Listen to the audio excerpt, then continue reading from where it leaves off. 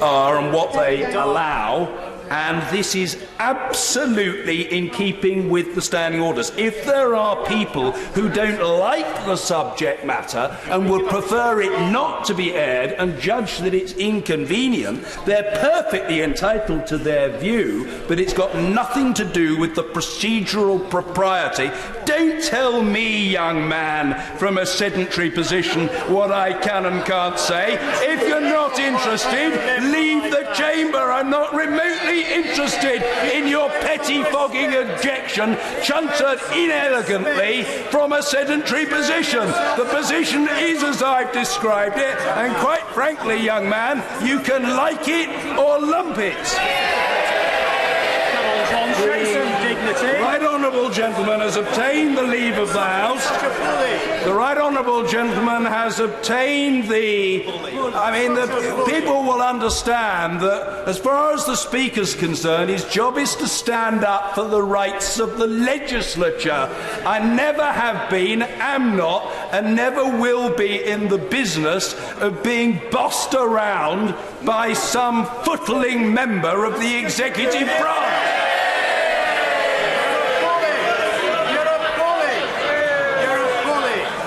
The right honourable member has obtained the leave of the House. The debate will be held now as the first item of public business. And what I would say to the right honourable and learned gentleman is that the debate will last for 2 hours, and it will arise on a motion that the House has considered the specified matter set out in the right honourable member's application. That comes after you, sure. You've got to hear okay.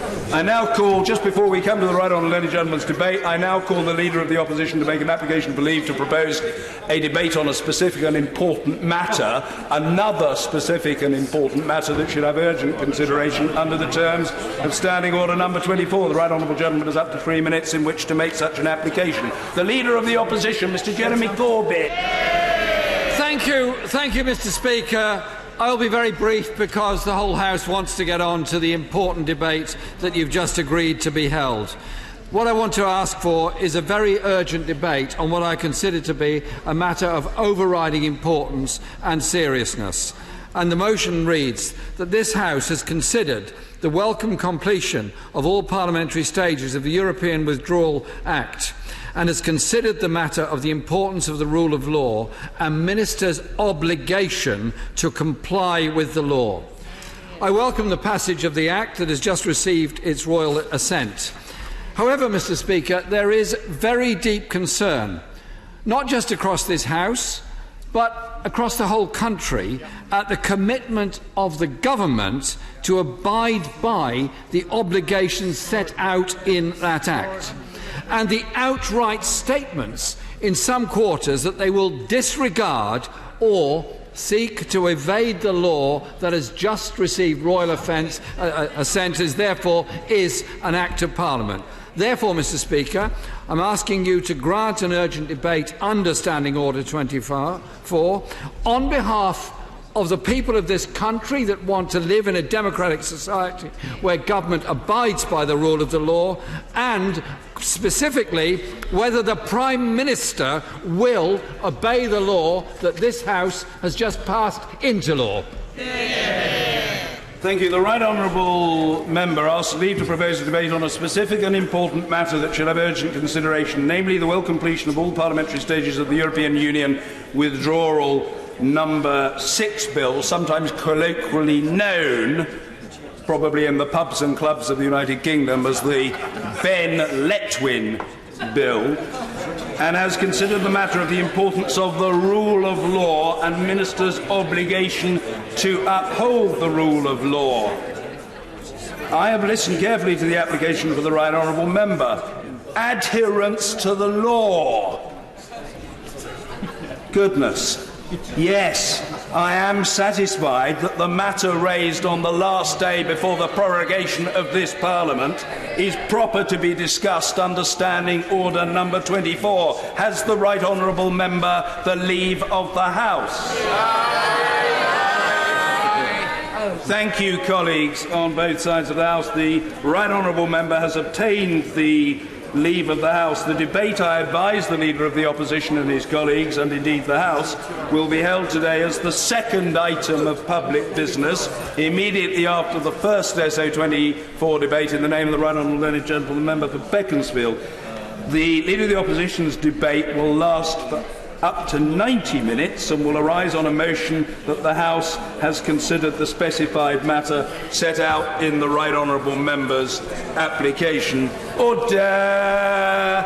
We now come to the motion in the name of Mr Dominic Grieve and others to be moved under Standing Order number 24.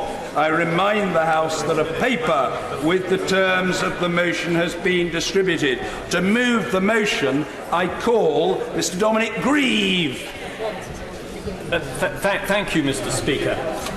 I'm sorry to have to move this motion because it ought not to be necessary to do so. Mr. Speaker, when I was Attorney General, a lot of the work I had to do involved advising on law, but quite a lot of it from time to time had to do about propriety in government. We are very blessed in this country that, as well as obeying the rule of law, there is within government a deep understanding that if our constitution, which is largely unwritten, is to function, there has to be a high level of trust between different parts of government, whether it be Parliament or the administration, in how our affairs are conducted. And I'm glad to say that in my experience, if and when I ever had to step in as Attorney General to point out that I thought that propriety might be in danger of being infringed, I always had a positive response from my colleagues in government about the necessity at all times to be seen to be acting with clean hands. I will give it. Full. And on that point, if he's successful and the government are obliged to supply these papers, is he confident that the current Prime Minister and Executive will do so? Seeing that this would be a humble address to Her Majesty the Queen for the documents, I very much hope that there could be no question other than that they will be provided, because it is the custom and practice and convention that such humble addresses are responded to positively by the government.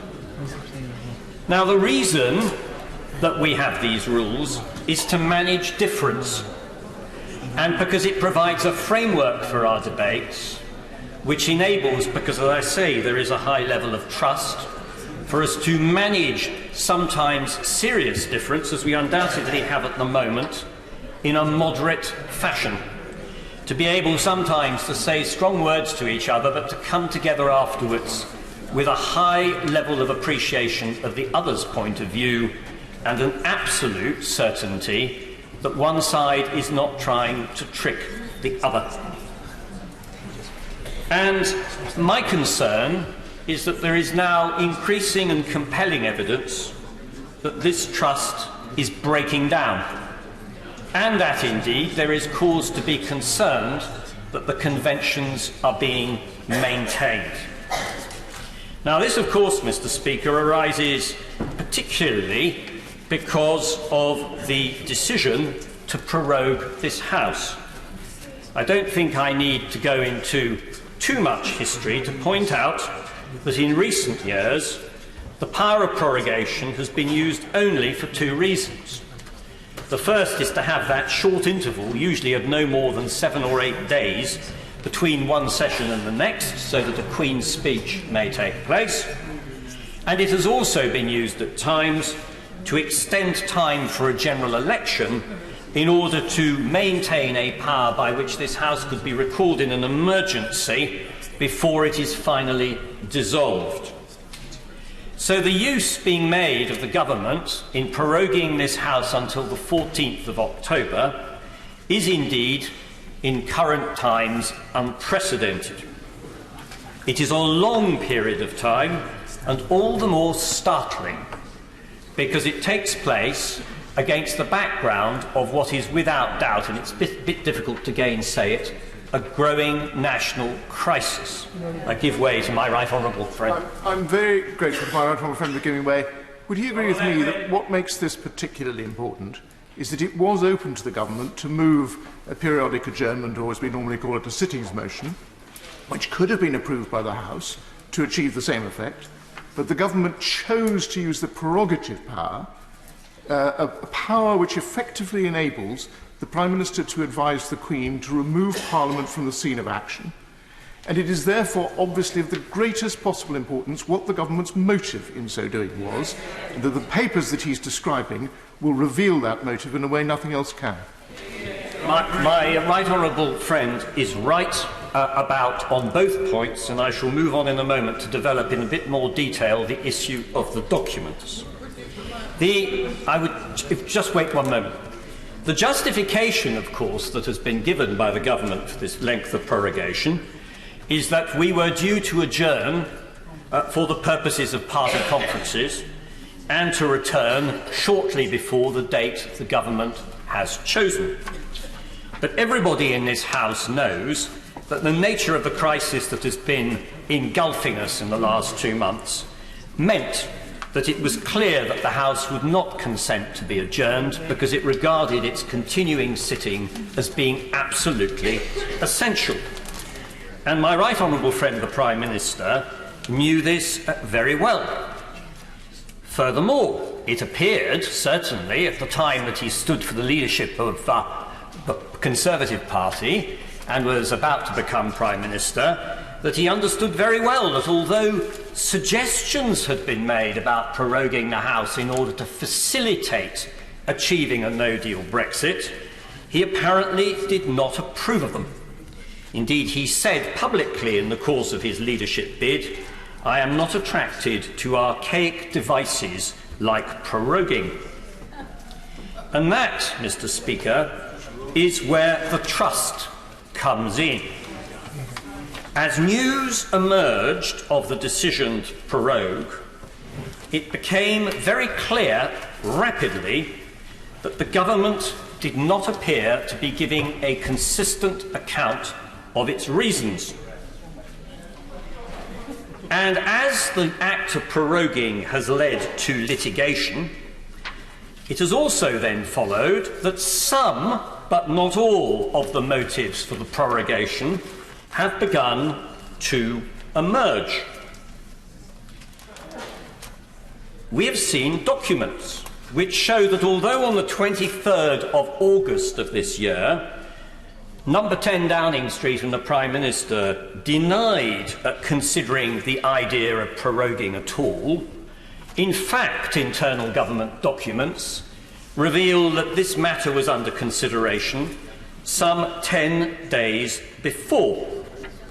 Indeed, there is a rather remarkable memorandum from the Prime Minister himself in which he expresses total contentment with this because he finds the September sitting to be an unnecessary and rather contemptible activity. It's perhaps rather typical of my right honourable friend the Prime Minister that he gets one matter wrong. He suggests that it is, as we now know, the product of the work of one of his predecessors, Mr. David Cameron, whereas of course it was Mr. Tony Blair who introduced the September sitting. It's also rather noteworthy that when we found what was under the redaction, it turned out he condemned Mr. David Cameron's belief in having a September sitting as being a girly swat, which I suppose was meant to be contrasted, Mr. Speaker, with his manly idleness,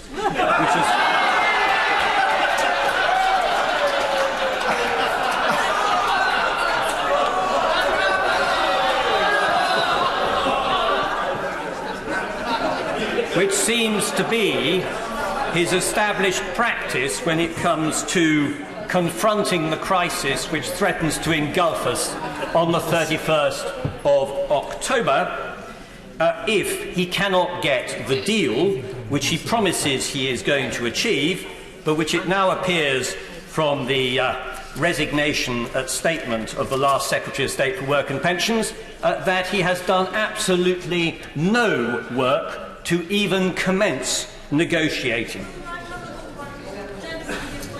I give way, of course. I thank him for giving way to this girly swat. Does he agree with me that democracy requires a certain commitment to the truth, and that there's a reasonable expectation that we've had to date in our country that when asked questions, the government will not actively lie and it will actually tell the truth, and that this loosening of the current administration's moorings from a commitment to tell the truth is a direct threat to democracy? Yes, the right honourable lady is right, and it is this which concerns me so much, and which I think the House collectively ought to just pause and consider carefully this evening. She will be aware that the next thing which emerged was a rumour, but I'll come back to this issue of it just being rumour, that in the litigation which was being brought against the government, there was a desire to set out the reasons why prorogation was being pursued. But when the Treasury Solicitor's Department, as it would properly do in conducting litigation, sought to find a public official willing to depose in affidavit as to why the government had decided to prorogue, and I might add, asked Her Majesty the Queen to prorogue, one must assume, no such official could be found willing to swear to the affidavit. So, as a consequence, ultimately, a number of documents were simply exhibited by the Treasury Solicitor to the government's case. I'll give way. Grateful to the right honourable gentleman.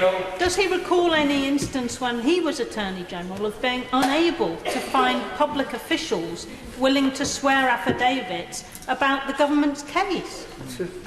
I can think of no such event, and indeed, of course, it is the Treasury Solicitor's Department and indeed the Law Officer's job to make sure that anything the government says in litigation fulfils its duty of candour and is not misleading. Then a most remarkable thing happened, Mr. Speaker, and this is where it becomes more difficult for me. But I have to say that in the course of days that followed, I started to be given information from public officials informing me that they believed that the handling of this matter smacked of scandal. There's no other way to describe it. Now, of course, that places me in a difficulty because it is simply the information that I've been given. And I want to make absolutely clear that I'm not in a position any more, I think, than any member of this House to be able to ascertain if that information is mistaken or not.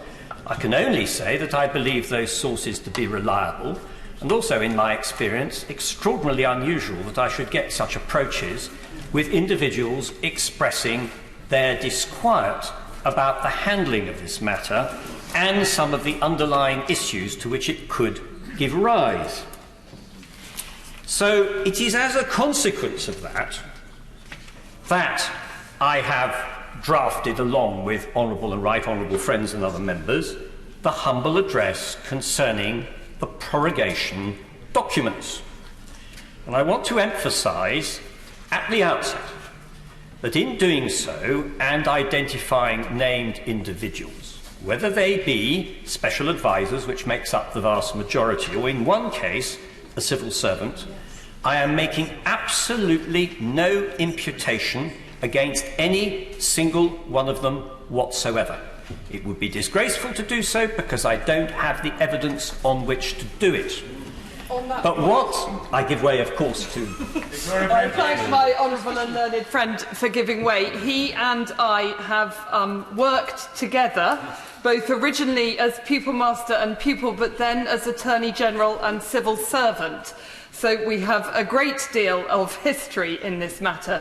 Does he agree with me that there are civil service mechanisms and systems for guiding the behaviour of civil servants? And does he agree with me that these matters are ideally best not discussed in the manner in which we're discussing them this afternoon? My honourable friend is right about our long association, and she's also, of course, right because she's worked in the Treasury Solicitor's Department. where I am quite sure she maintained at all times the highest standards of integrity. But the difficulty is this. The 31st of October is looming. We are, as a House, about to be prorogued and rendered entirely ineffective until the 14th of October. This is the choice of the government. The routes I might have wished to have taken to see this matter properly investigated simply do not match the time available for us to do it, and the fact that as trust has progressively broken down, I'm afraid I become increasingly concerned that the government may simply not respond in the manner in which I would expect it should if one was simply to ask polite questions. Of course, I give way. I thank you very much for giving way, but can you tell the House whether he intends to put on the record any of the details of the information that he says he received? Because the worry is if he doesn't, and the government simply ignores this humble address, we will never know their contents, because the implication of what he's saying is really very serious, and it is this, and that's that the Queen was misled by the Prime Minister as to his reasons for wanting a prorogation. Oh my goodness. Well, don't agree. The honourable gentleman raises some very difficult points. I think the best thing I can do is simply to state openly the generality of it, and he is, I think, correct in what he says. That far from this prorogation being a desire to reset the government for the purposes of holding a Queen's speech and nothing else, that there is available plenty of evidence that what actually happened was that there was a concerted get-together within government to try to ensure that this House could be prevented from taking action to stop a no-deal Brexit, and that the origins of that long predate the first time the government mentioned prorogation. That is, I think, in a nutshell, what we are talking about. Yes, of course. I have been, as he knows, in this House for 40 years. I have never heard of a more serious allegation against a government acting in a way that's misleading this House on one side and stopping the House from functioning on the other. Would you agree with that? Well, here in 2003. I would, but I would also emphasise, and this is why I emphasise it, that these are allegations. And in an ideal world, I would have preferred not to make allegations, even within the context of the privilege which this House provides. But I think in the circumstances, and with the time available before the 31st of October comes, and the fact we are proroguing, there really is no alternative. Now, I can just make a little bit of progress. So what I've attempted to do, distilling the information which has been made available, is to identify those people where I think the information may be available. And I repeat what I said, that I make no imputation against individuals whatsoever. We could have tried to be much broader, but had we been much broader, it might have looked a bit like a fishing expedition throughout government. And it seems to me only right to ask the questions as to where, in a sense, we have been directed by the information I've received and others have received, that the answers may be found. Hence the list of individuals that I have named. And as I say again, not a single imputation against any of them. What is necessary is to establish the information they possess. Of course I give way to my right honourable friend. I'm grateful to my right honourable and learned friend for giving way, and we too have been friends for his entire time in this House. Having been a minister himself, is he not worried about the collateral damage that this humble address is creating? It is important that civil servants have space and safe space to speak truth to power. And I think that by his actions today, he is damaging the civil service's ability to communicate and discuss freely matters with ministers. Does he not see the damage he is doing? Well, I understand my right honourable friend's point, and if I may say to her, that was a matter which exercised me very much before I decided to table this motion. But as against that, we also have to face up to another fact, that it cannot, those necessary protections for civil servants cannot be used and must not be used as a device to hoodwink this House and the public as to the way the government conducts its business. The government has a duty. It can sometimes have a duty not to say something, but it certainly doesn't have a right to mislead. And it is such a fundamental matter that I think we are right to pursue this issue. Of course, if it turns out, just let me make a bit of progress for a moment and I'll give way to the right honourable gentleman. If it turns out that the information I was given was mistaken, well then in those circumstances I shall be the happiest person of the lot.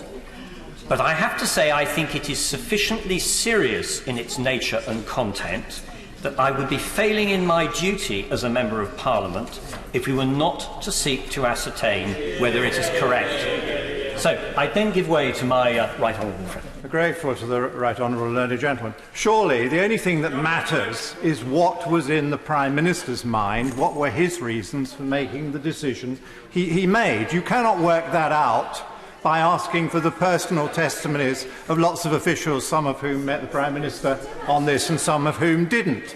The matter is what was in the Prime Minister's mind, and this House has ample opportunity, which is already used, to cross-examine the Prime Minister to satisfy themselves about what they think his true motive was. But I don't see how knowing what some officials thought helps at all. If I may say to my right honourable friend, last week, at Prime Minister's questions, my right honourable friend, the member for South West Hertfordshire, and I both asked questions of the Prime Minister seeking to elucidate an answer as to his motive and state of knowledge. And I was rather struck by the fact that he avoided answering both questions completely. There was not an attempt. My right honourable friend should go and look at the Hansard. There was not a single attempt to answer the questions. So I'm afraid I don't have much confidence that my right honourable friend, the Prime Minister, has the capacity, frankly, to answer questions of this kind, because he doesn't appear to understand how serious they are and appears to treat them with a high level of flippancy. So for those reasons, of course I give way. The right honourable gentleman, the learned gentleman, for giving way. Just on that point, the prorogation potentially this evening will deny the liaison committee a 3-hour session with the Prime Minister this Wednesday, a session the Prime Minister agreed to on the 14th of August. Yes, indeed, and of course that might have provided another opportunity for asking questions. I will say this, I do appreciate that this House can sometimes be difficult and irksome to Prime Ministers and governments, but that is our job, and we are there precisely to provide scrutiny and also to hold to account. For those reasons, I don't think we are unreasonable, and it would be unreasonable of us to proceed to ask for these documents. And I believe and hope that this has been drafted in a way that is sufficiently focused that we can come swiftly to a conclusion by Wednesday as to whether or not there is anything which should be causing the public disquiet or not. Yes, I give way to my right honourable friend, of course. Right, Robert, and learned friend for giving way. He's named 9 individuals here. He could have asked for the Cabinet Secretary, he could have asked for permanent secretaries. These names do appear to me to be very arbitrary. I mean, I know one of them. I think she's been only appointed for less than a week or 10 days. So what are his criteria for choosing these 9 particular individuals? Well, my right honourable friend makes a very good point. There was a time at the end of last week where the list was rather longer and did actually include, I'll say this openly, senior civil servants. But I had a reticence about that, and felt as a result of the inquiries that I made that the list could best be narrowed. And it was, I think, made quite clear from the information that I had gleaned that the origins of this story as to how prorogation came about does not lie with public officials, it lies with the special advisers to ministers. And for that reason, I think that the The list is as well directed as I believe it can be. Now, I want to make progress and bring my remarks to an end. That is the issue surrounding prorogation. In addition to that, we have the papers surrounding Yellowhammer. The House will remember that the government sought to suggest when the Yellowhammer papers first started to emerge, some of them, that this was material prepared for a previous administration. But it turns out that that is another one of those little inaccuracies which now seems to creep out of number 10 Downing Street. It turns out that that is in fact incorrect. This was material prepared for the current administration and for cabinet committees to understand the risks involved in a no-deal Brexit. Now, we are going to be prevented over the coming weeks from debating those issues, and when we return, we are going to have almost no time, and I fear very much that by the time the Queen's Speech debate is over, we are going to be mired in great crisis that I would much rather see avoided. But it seems to me, therefore, that it is entirely reasonable to ask the government to disclose these documents, both so that the House can understand the risks involved and, indeed, that these can be, in due course, communicated more widely to the public. And, of course, if the documents suggest there are no risks involved, then that, too, is in need of communication. I give way. The right honourable and learned gentleman for giving way, and there are few in this House who have his knowledge of the conventions and protocols of the House, excepting perhaps Mr. Speaker. And certainly my constituents do not follow the differences between prorogation, recess, Queen's Speech requirements, etc. But they do know that my title is Member of Parliament, and that implies where I should be in Parliament. And does the honourable member agree that at this time, this constitutional crisis, my constituents expect us to be sitting in Parliament, that Parliament is not shut down, and so that this question of why we are being prorogued goes to the credibility of me as a Member of Parliament, of this House in its entirety, and for that reason the public interest is absolutely involved. Yes, I agree wholeheartedly. And I do worry that this prorogation is, to my mind, a most regrettable event, because it does and is going to prevent this House from giving the proper scrutiny over what is, as I say, an evolving situation which has a critical importance to the future of our country. Of course, I give way to my right honourable friend. I don't know if the right honourable gentleman has had a chance to look at the... Thank you very much, Mr. Speaker. The transcript of the evidence that I gave to the exiting the European Union Select Committee last week. In that evidence, I gave some undertakings about publications related to Yellowhammer. I just wanted to ask if those assurances, if carried out, would be sufficient for the right honourable gentleman. I would rather hope that the assurances and the terms of this motion would prove to be entirely identical. I can see no reason why not, and such as the documents that have been revealed so far don't suggest to me that there's any material in it which touches upon essential issues of national security. It is entirely about the day-to-day life of this country in the immediate aftermath of departure. Of course, if there were national security implications, I'm sure that the right honourable gentleman, my right honourable friend, would be able to raise those, and they could be dealt with.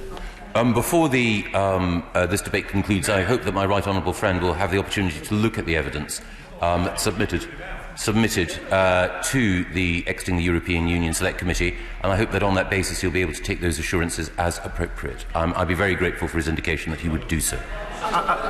If I may say to my right honourable friend, I think not. I think the terms of the motion cannot be abandoned unless the House wishes to abandon them. I cannot believe that the terms of the motion, on the basis of what he so graciously said to the House a moment ago, are going to be significantly dissimilar.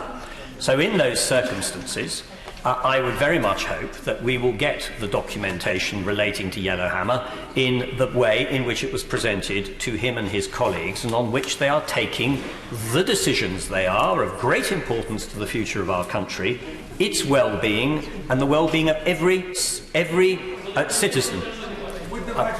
Yes, I give way. On the point of the Chair of the Deputy of Lancaster's evidence to the Select Committee last Thursday, I did indeed ask him whether he would publish Operation Yellowhammer, the report. And for the information of the House, this is what the Chancellor of the Duchy of Lancaster said in response. What I hope to do is more than that. What I would like to do is to make sure that we have Yellowhammer, once we have done the proper revision and the kicking of the tyres, alongside a publication that details the actions that the government has taken to inform people of the consequences and allows people to see the mitigations that have been put in place so that people can make a proper judgment about the changes that I need to make. Now, I think that is a full quotation. On that basis, it would seem to me that the Chancellor of the Duchy of Lancaster would have no difficulty whatsoever with that part of my right honourable and learned friend's Standing Order 24 motion. The right honourable gentleman is absolutely right. And if I may say, had this House more time, I would not have brought this part of the motion, because we could have waited sensibly to see. But the House will be gone by midnight tonight, or shortly thereafter, depending on how long our proceedings continue, and we're not going to be back till the 14th of October. And at that stage, indeed, because of the way in which the House starts a new session, the opportunities are not necessarily there in quite the same way, and the 14th of October is far too close to the 31st. I would suggest to the House for us to be able to accept that. And, of course, if we don't vote for this motion in this form, we have no leverage over the government. Should, for example, my right honourable friend, the member for Surrey Heath, suddenly find that he is overridden by number 10 advisers and the Prime Minister, who decides that they want to delay a little bit and that these papers might come later on. And as I say, the great difficulty that we now have in this House, and I have to say I have, and I say it with great regret, is this terrible, compelling sense that trust is eroding. And that really brings me, Mr. Speaker, to my final remark. I do wish to conclude. I want this to... unless there's something very special, I would like to get this done. I give way. To the right honourable gentleman, and before he concludes, he's had all sorts of emollient assurances from the Minister for the Cabinet Office, but the Daily Mail are just reporting right now, quote, Downing Street not in any mood to bow to Greaves' demands. Number 10 source, quote, under no circumstances will Number 10 staff comply with Greaves' demands, regardless of any votes in Parliament. So perhaps if the Minister of the Cabinet Office would intervene on the right honourable gentleman again, he can press him to assure him that he won't see Parliament left and treated in contempt in such a way. Well, I'm afraid this classically illustrates the problem that we now have. These extraordinary utterances, pronouncements from number 10 Downing Street that bear absolutely no relationship with the operation and conventions of our Constitution. And it's impossible to know whether they're froth, whether they're Mr. Cummings's thoughts, or whether in fact they represent some settled policy view of government, in which case this country is facing, frankly, a revolutionary situation, in which this House has to exercise the utmost vigilance to ensure that our rights and privileges are not simply trampled upon. And I would simply end with this. I'm very mindful of the fact, in this current crisis, that we're a divided country and we're a divided House. It pains me very much. I would like to try to work, even with those with whom I disagree, like some of my right honourable friends on the front bench, to try to get this matter resolved in a way which is compatible with also healing some of the divisions that we now have in our country. But this is simply not going to happen if the atmosphere of confrontation keeps on being ratcheted up, slowly undermining the institutions which are the only props of legitimacy. That's the truth for all of us, and in which everybody is happy to go into greenhouses and chuck bricks around all over the place and expect the structure to provide some shelter afterwards. Yes, I do give way to my right honourable learned friend. I wonder whether... I've been listening with great care to my right honourable friend and learned friend's observations, and part of his drafted humble address troubles me.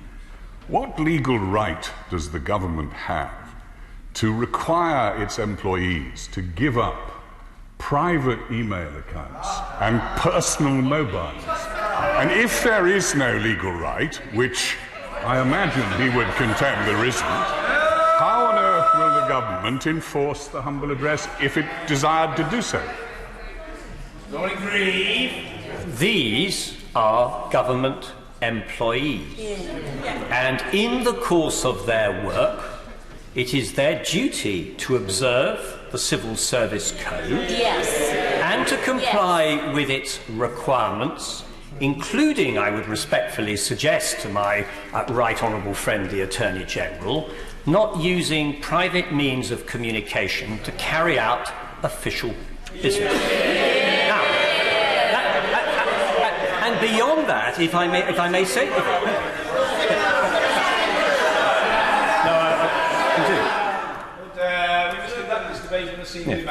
I'll give way to my friend. I'll give way to my right friend in a moment. And in addition to that, it is a question about what this House requests. Now, of course, I'm perfectly aware that sometimes I may say that the government may be acting abusively, so I'm the first to understand that there's a capacity for this House to act abusively. But what is being asked for, and ought to be respected by any self-respecting government employee, is that if you are asked to look and see whether you have carried out a communication or within the relevant request, which goes to your official work, you ought to be willing to provide it. It shouldn't be a question of coercion, it should be a question of willingness. And actually, if we move away from that, that is the destruction of another convention under which this country has been run, and it will be greatly to our detriment. Yes, I know, but the point of order trumps the attempted intervention even of an illustrious law officer. Even. Point of order, Mr. Kevin Brennan. Mr. Speaker, is it a point of order or a point of information to point out that the Prime Minister's Special Advisor Dominic Cummings asked to examine the private text messages on the telephone of a government employee? The honourable gentleman has made his own point in his own way, and he may wish to expatiate further on that matter if he catches my eye in the course of the debate. Meanwhile, it's on the record and will be widely observed. And Mr. Dominic Grieve. Well, my right honourable friend, the Attorney General.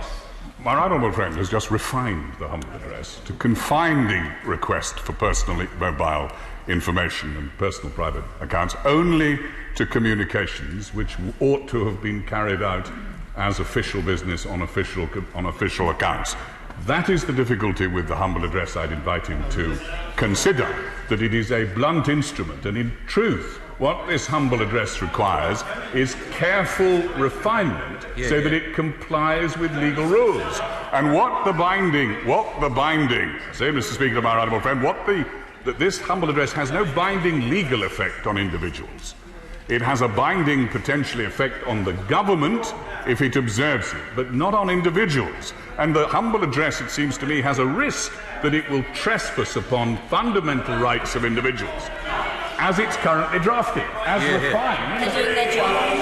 They're public officials. I'm afraid I have to disagree politely with my right honourable and learned friend, the Attorney General. The issue is clearly defined. It relates to the prorogation of Parliament. That is what it concerns. And if I may say so, picking up the earlier point he made, I was just a little bit surprised. Because, of course, he may argue the government cannot get this information, but what number 10 Downing Street is saying is it won't even seek to provide it or try to provide it. And this, again, is absolutely illustrative of the slide we are experiencing at the moment towards a government that will not respect the conventions, without which orderly government in this country cannot take place. Mr. Speaker, no, I want to finish. Mr. Speaker, for all those reasons, I believe that whilst I'm the first to recognise that any attempt at a motion of this kind will have a degree of bluntness which is unavoidable, It is in the... No, I want to finish. I give way to my... If my right honourable friend has a serious point, which you're always going to be serious, I give way to. I thank my right honourable and learned friend. I'm very worried because I've been looking at the Special Advisor's Code of Conduct, and it says special advisors should not disclose official information which has been communicated in confidence in government or received in confidence from others. Does he not realise that his motion today actually sets all special advisors in conflict with the code that they have signed up to? Not at all. Absolutely not at all. They are entitled to say, correctly, I have been asked by the House of Commons, in a motion, under a humble address to Her Majesty the Queen, to provide that information. And they should do so, if I may say so, with a public spirit and indeed a degree of pride. That's what I would do, because the request has been made of them. Mr. Speaker, I don't want to detain the House any further. As I said, I am the first to accept that this is a difficult matter, and I'm the first to accept that finding a uniquely, perfectly tailored instrument to meet the gravity of the situation that I think has arisen will always be difficult and might always be open to some reasonable criticism. But for all those things, I think the nature of what has happened and the immediacy of the crisis and the fact we are proroguing requires this motion, and I commend it to the House. Thank you. The question is the motion as on the paper. Mr. Keir Starmer? Thank you, Mr. Speaker. And may I first just associate myself with the very many comments about your role as Speaker in this House and how you've performed it, certainly since I've been here. I didn't have the chance earlier, but I would want to associate myself with those comments. Mr. Speaker, I rise to support this application in the name of the Right Honourable and Learned Member for Beaconsfield. At the heart of this application is a simple principle, that the Executive should be honest and open with Parliament so as to enable this House properly to scrutinise the government's policies and decision. That should be a given, but it's not, and I'm afraid that speaks volumes. What underpins this application are two very important decisions. First, to prorogue this House for 5 weeks at what should be the most important and intensive part of the Brexit negotiations, and secondly, to deny the House the assessment of the preparations for a no-deal Brexit, the Yellowhammer analysis. I will. Would he agree with me that, at the very least, members of this House should be aware of the costs of a no-deal Brexit, that this information is crucial to understanding whether it's between £2 billion or £8 billion, the cost of a no-deal Brexit? I do agree with that. Mr. Speaker, it's regrettable that we're compelled to use this process and the humble address, but the reason is obvious. And today's measure speaks to a very wide truth. It's been touched on a number of times by the Right Honourable Learned Member for Beaconsfield. And I'm sad to say it's this, the basic lack of trust that now exists between this House and the Executive. And that has changed in recent weeks. And that lack of trust arises very much from the actions of the Prime Minister over the last weeks, which have contributed hugely to it. And that alone should be a profound cause of concern to all members of this House, because this House operates, in my experience, only 4 years plus, on the basis of trust. And that trust is going day by day, and that is why this application has had to be made. And that is a concern to all of us and should be a concern to the Secretary of State. Let me take the two issues one by one. Mr. Speaker, at this stage of the Brexit process, the House should be sitting as often as possible. Frankly, we should be sitting every day until the 31st of October. Instead, we've got a 5-week prorogation. The Prime Minister and ministers say it's to allow for a Queen's speech and a new legislative agenda. If anybody believes that, they'll believe anything.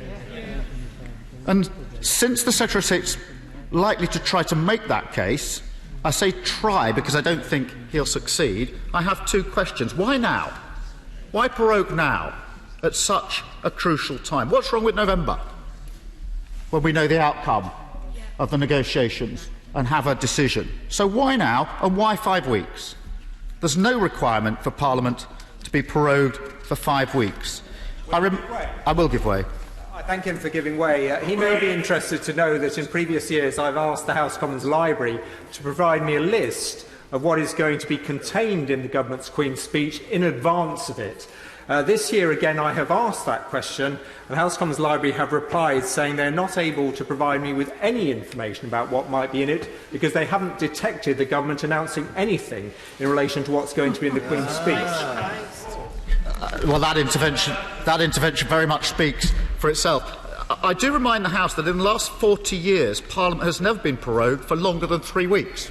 So this is extraordinary. It comes now and comes for 5 weeks. And in most cases, it's prorogued for the purposes of Queen's speech for only a week or less, and often just for a few days. So to shut down Parliament for so long a period at this stage of the Brexit process is extraordinary. I will give way. I'm very grateful to him for giving way, and I'm thoroughly supportive of this emergency debate and what it seeks to achieve. I think many people perhaps do not even realise that this isn't just closing down debate on Brexit, it's closing down debate on everything. So, for example, had we not been prorogued tomorrow, we would have had Treasury questions, and I would have asked a question to represent some of those people affected by the 2019 loan charge issue. All of those issues, the NHS, schools, everything now gets set on one side, and this House's voice is utterly muzzled on behalf of the people. Well, I accept that intervention because the House is being shut down and we will not be able to do our job.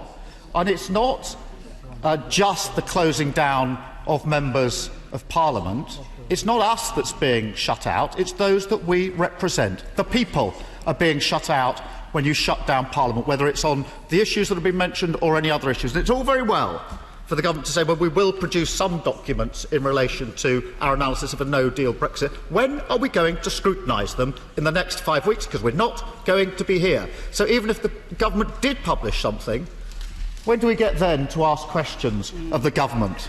Not until it's far too late, and we're 2 weeks from the decision. So to simply say we'll publish some documents under Yellowhammer or anything else misses the point, which is there can be no scrutiny if we're not sitting. There's a wider observation I have to make, which if the purpose of proroguing is justified on the need to pass a Queen's speech, how on earth does the government think it can now achieve that? It reminds him the government's now got a majority of minus 40, and with cabinet ministers and even the Prime Minister's family resigning the Tory whip every day, can only wonder what the number will be by the time this House returns. So surely the government should now just give up on the idea of a Queen's speech and drop prorogation altogether. I will give way. Is he aware of a recording of the Defence Secretary in which he states his view why a prorogation has really happened, and it is somewhat different to what the Prime Minister has put forward? I've seen that, but I go back. It's blindingly obvious why we're being closed down. And as I said earlier, if anybody believes it's genuinely for the orderliness of the House, the convenience of a Queen's speech, they'll believe anything. We're being closed down to stop scrutiny and an attempt to prevent this House expressing a view on no deal.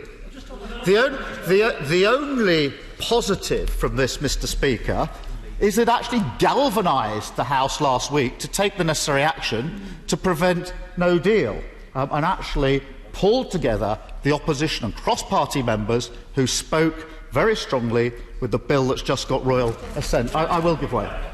That's my right honourable friend. I'm still mystified, Mr. Speaker, as to why the Prime Minister on the 14th of August agreed to go to the liaison committee this Wednesday if he knew already he was going to prorogue the House this Monday to avoid scrutiny. Just again.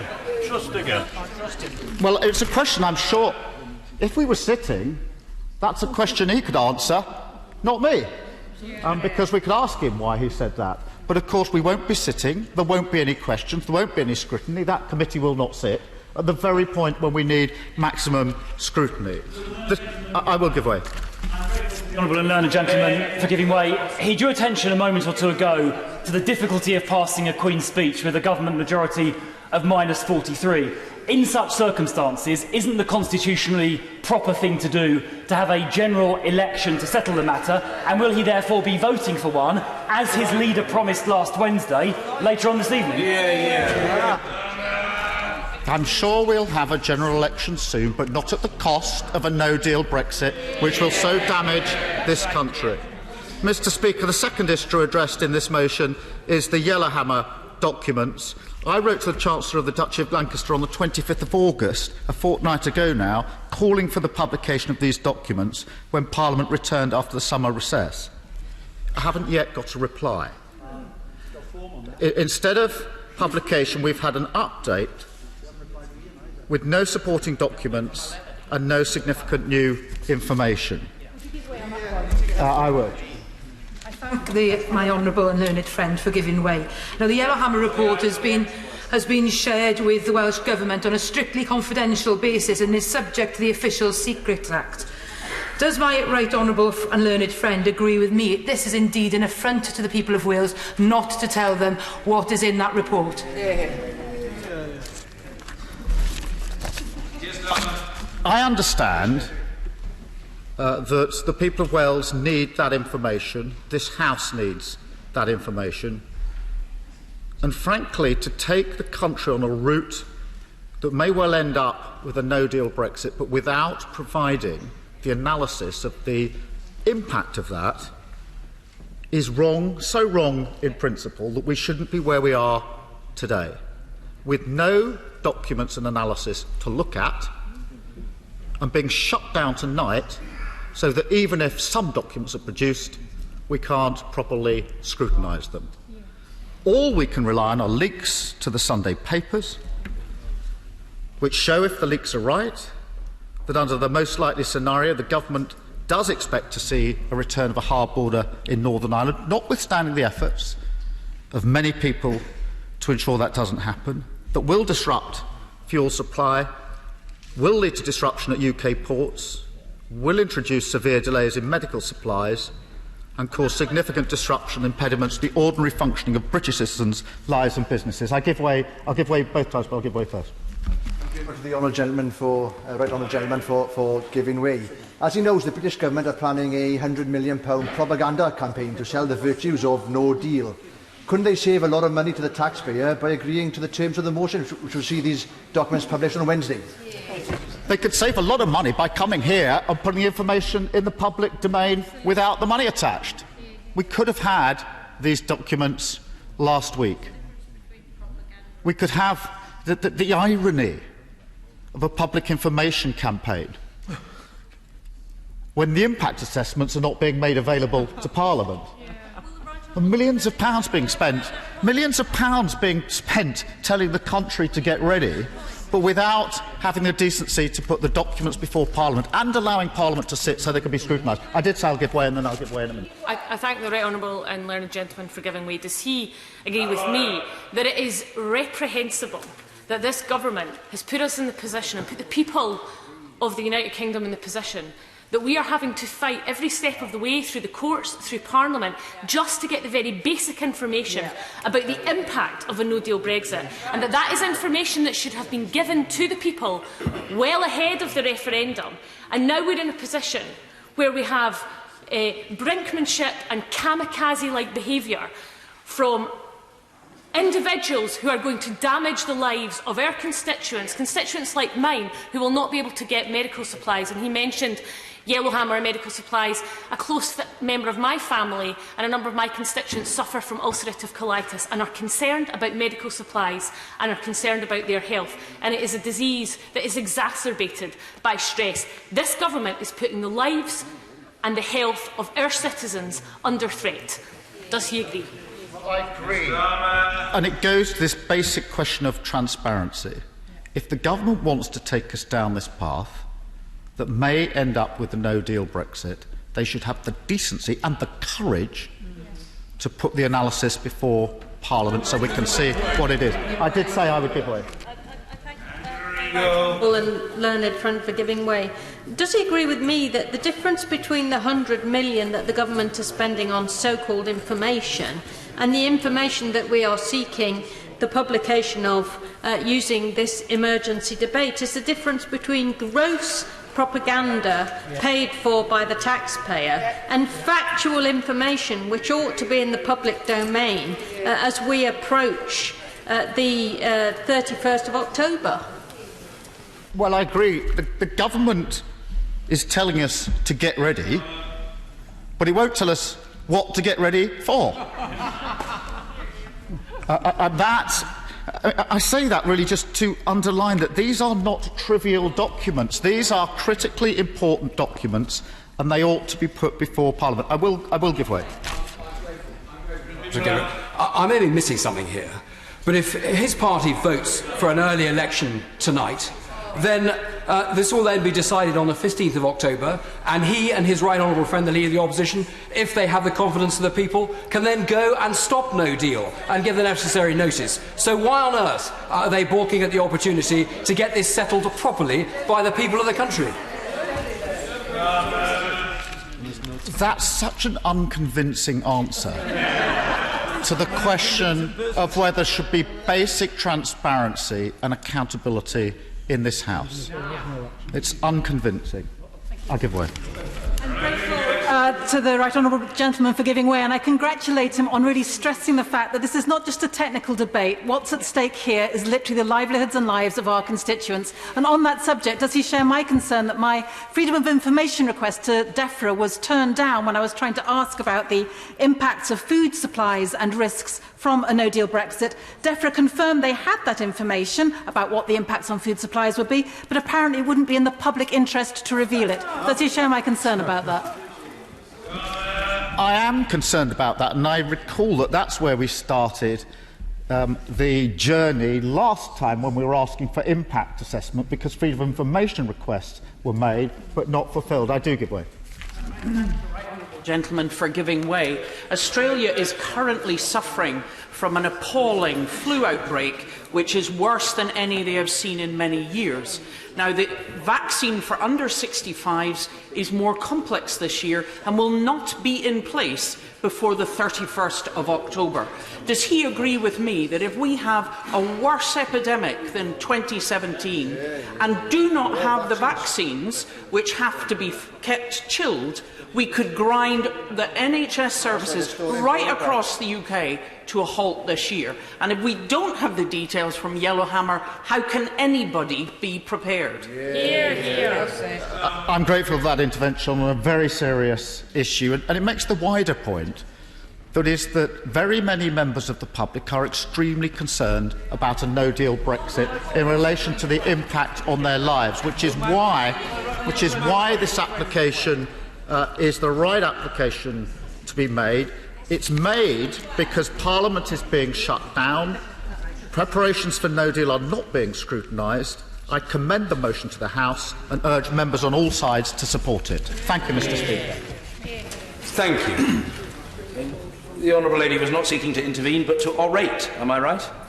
I am right. Rachel McLean. Thank you, Mr. Speaker. I wish to speak briefly, as I was not given a chance to make my intervention to the right honourable gentleman opposite. I wish to focus on two very brief points. The honourable gentleman that I follow mentioned the issue of irony. There is an irony, Mr. Speaker, at the heart of this debate. Every member on the opposite side that has stood up and warned about the risks of a no-deal Brexit had the opportunity to vote for a deal 3 times in this House, Mr. Speaker. And to my knowledge, I have not heard a single one of those, including from the front bench, give any kind of convincing argument as to why they did not vote for the deal negotiated by the former Prime Minister, except for the fact that it was negotiated by a Conservative. No, I'm afraid I will not give way because there are a number of speakers who want to speak on this matter. The irony is staring us all in the face.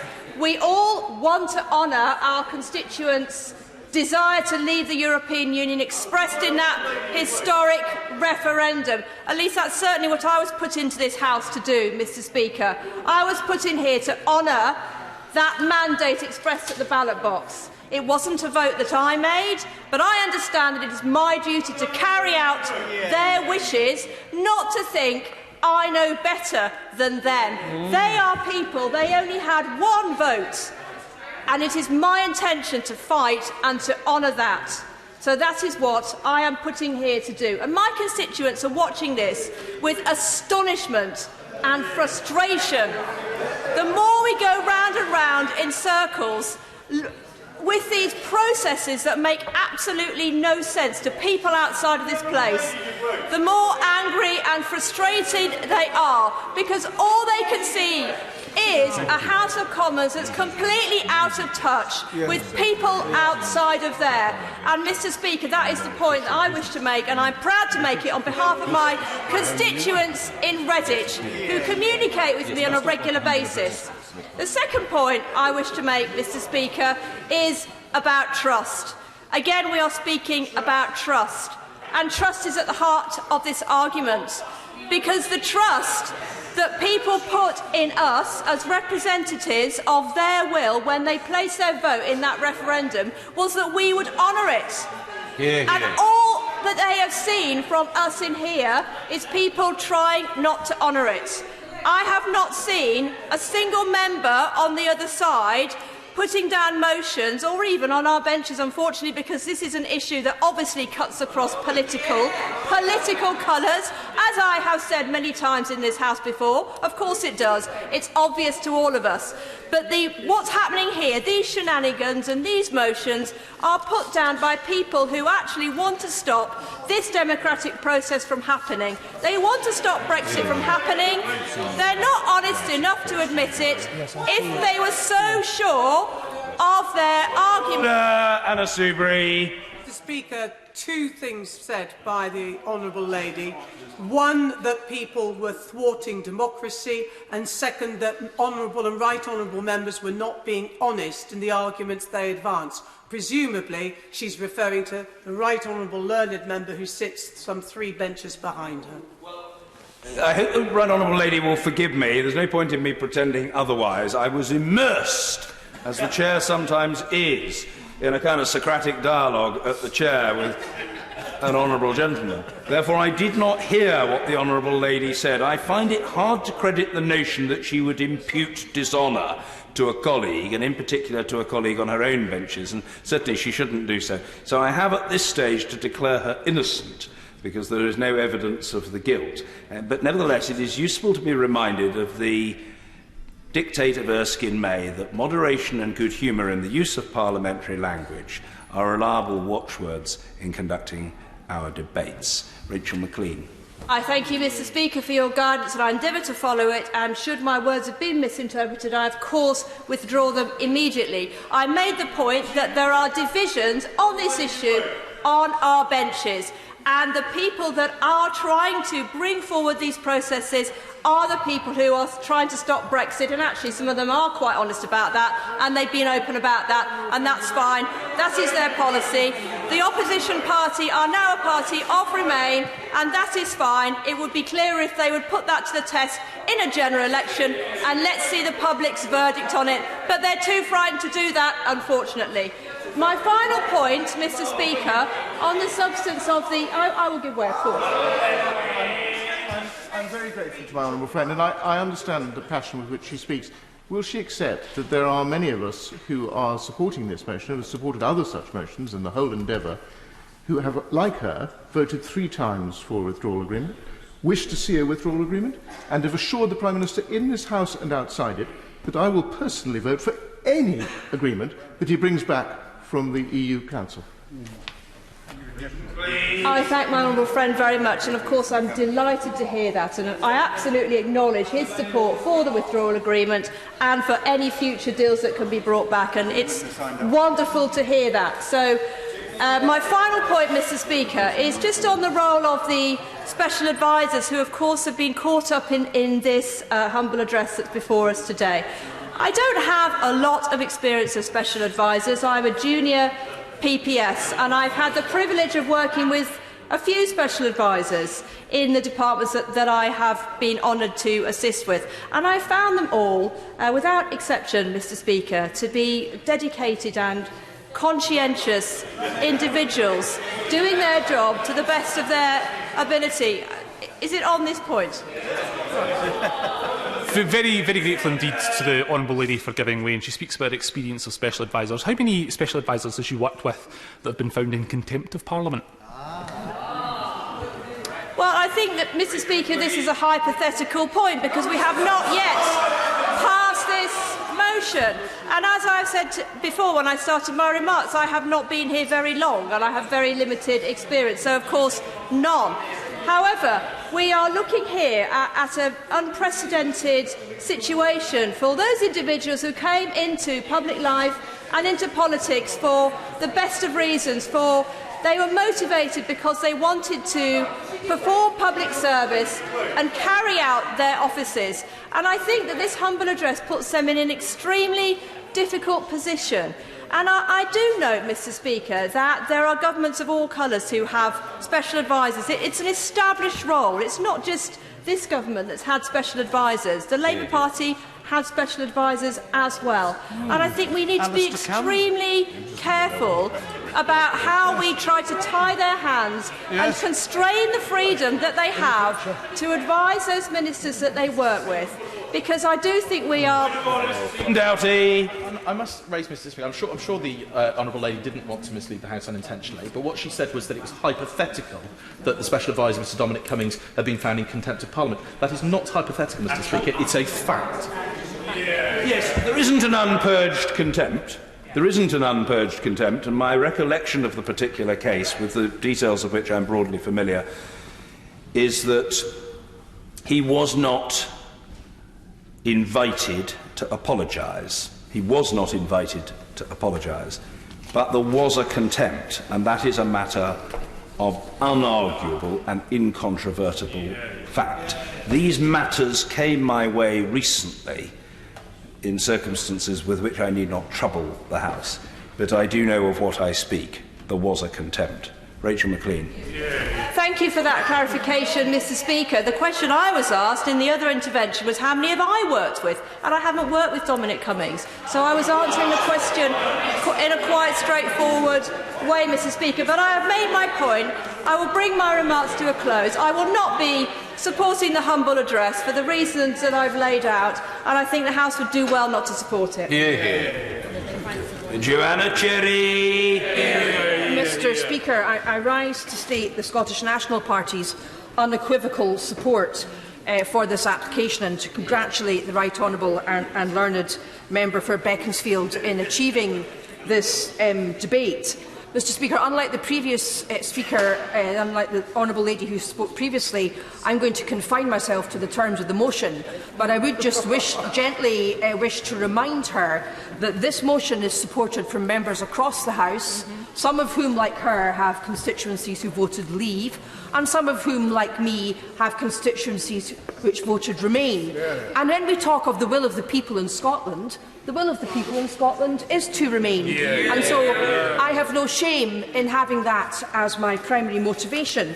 But having said that, I'm also very concerned that this Parliament and this government, for so long as I and my colleagues are here, that things are done properly.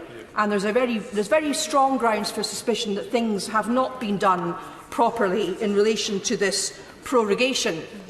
Because, Mr Speaker, the dogs in the street know that the reason this Prime Minister is proroguing Parliament is to avoid scrutiny as he hurtles towards the 31st of October and a no-deal Brexit. And really, nobody is fooled that the prorogation has anything to do with the need to commence a new session and to have a Queen's speech on pressing domestic bills, which none of us have seen so far. And if the litigation in which I and others in this House are involved in Scotland has achieved nothing else, it will have shown that something is very much awry with the reasons given for the prorogation. Because as I'll give way to the Honourable Lady. I agree with what she says, and in so many ways I think were we able to have a voice on this, many members of this House would think we shouldn't even have conference recess for 3 weeks, and actually Parliament should be here doing its job at a time of crisis, speaking on behalf of our communities. I entirely agree with the Honourable Lady on that matter. But, Mr Speaker, the documents lodged with the Scottish Court last week and revealed to the public, against the Government's wishes, but as a result of interventions by the legal team which I and others in this House instruct, and by the BBC and other newspapers, they reveal that the Prime Minister had approved a plan to prorogue Parliament on the 16th of August. Yet, as the Right Honourable and Learned Gentleman said in his opening speech, as late as the 25th of August, a Number 10 spokesperson was still denying that there was any such plan to prorogue. And indeed, in the pleadings lodged by the Government in response to the action raised in Scotland by myself and other members of this House, the British Government referred to our contention that we were in fear of a prorogation as hypothetical and academic. So there are very real reasons to believe that this Government is economical with the truth. Yep. And the memos produced by the British Government not only showed the somewhat distasteful comment about girly swats, with which I think the Right Honourable and Learned Gentleman dealt with most ably earlier, but they also showed that the reason that the current Prime Minister wants to prorogue this Parliament is because he wants to avoid what he referred to as the rigmarole of this Parliament sitting in September. So if the Scottish case achieves nothing else, it has shown that the Government hasn't been entirely truthful so far.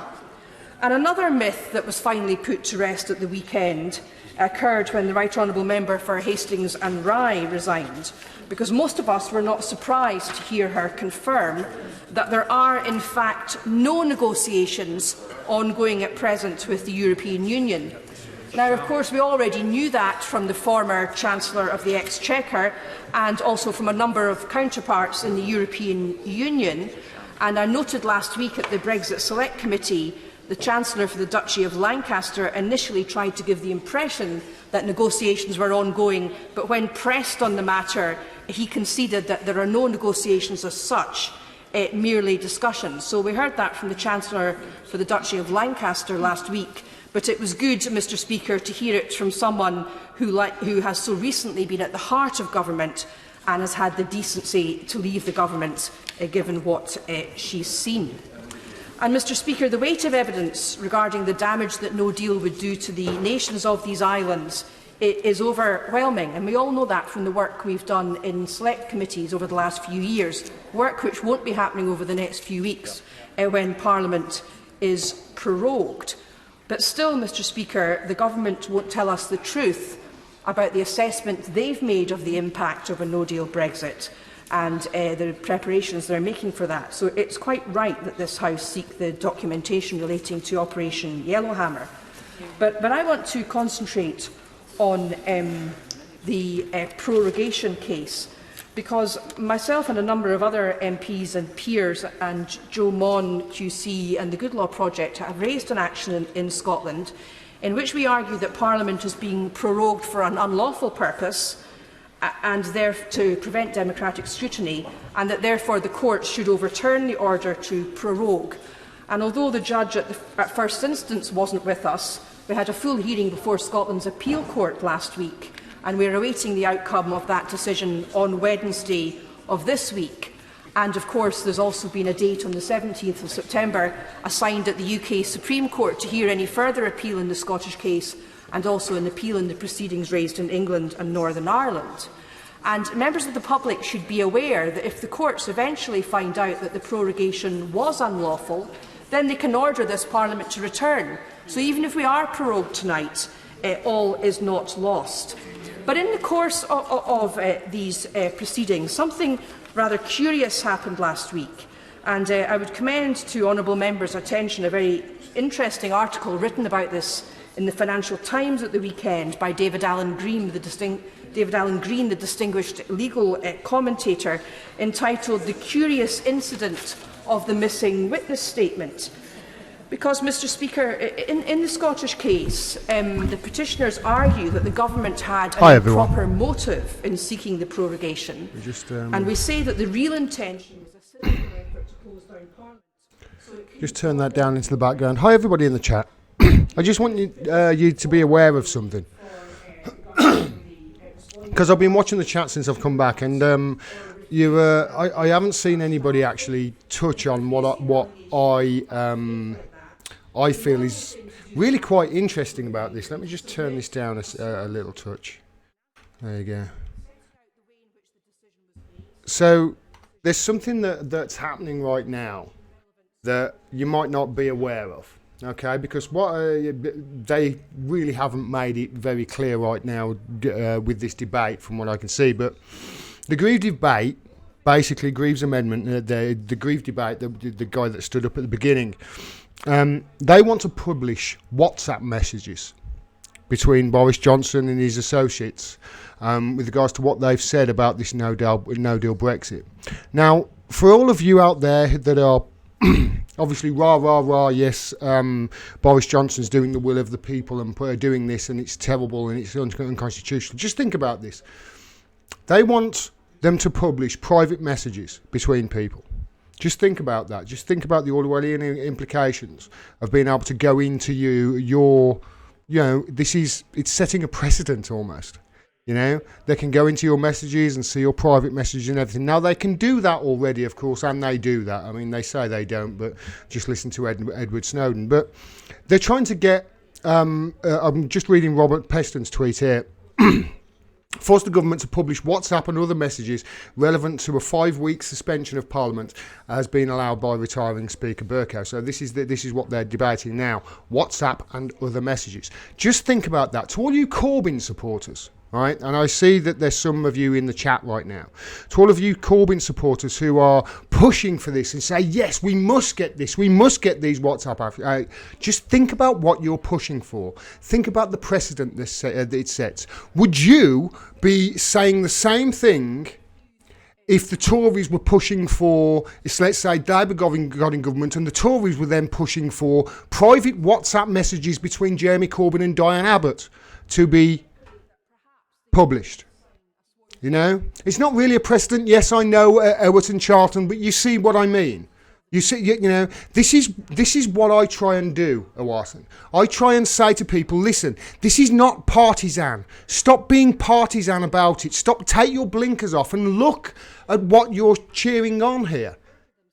It's an absolute debacle, and the two sides, if you divide each other, then you're doing their jobs for them. All of them in there are screwing all of you over. All of you. Brexiteers, Remainers, the lot of you. All of you. Just think about it. I've watched the chat and I've watched you, blame Remainers and blame, and say, they've got to publish this stuff, and oh no, they can't publish stuff. Just think about your arguments. Try and be consistent in your arguments. That's all I just wanted to jump in and say, because there are precedents being set here. You know? I know you say it's not really a precedent, not a legal precedent at all, but it's a precedent. Same as when they banned Alex Jones. I can't stand Alex Jones. He's damn entertaining, but I can't stand him. But I said that he should not have been deplatformed. Why? Because it set a precedent. And what happens when they set a precedent? Who do they come after then? They come after the left. You've got to think about the arguments you're making. You've got to think about the ramifications of all that they're doing here. And it's not just about being on Team Corbyn and being on Team Boris. It's not. If you're Team Boris, you're cheering on a right-wing authoritarian state, nationalist state. You're cheering on a real right-wing turn and a following on of the Donald Trump era. And I can guarantee you something. If that happens, Julian Assange is going to be killed. And if that happens, we have no free press in this country. We have no democracy anyway, as I've been shouting about for a long time. But it's more than just Brexit. Julian Assange is sending letters from prison right now, and at the bottom of them, he's saying, don't sacrifice European democracy, human rights, and my life on the altar of Brexit. That's what he's saying in his letters. And this is why I keep shouting about him, because you saw the Labour MP then. She got up, and honestly, she must have mentioned every single oppressed group earlier when I was watching. That Trump had attacked. She mentioned everybody that Trump had attacked, but the press. The people that Trump attacks the most. Why? Because if he did that, she would have had to mention Julian Assange. So they didn't mention them at all. We have to push Corbyn, and we have to push the supposed left-wing party left, not right.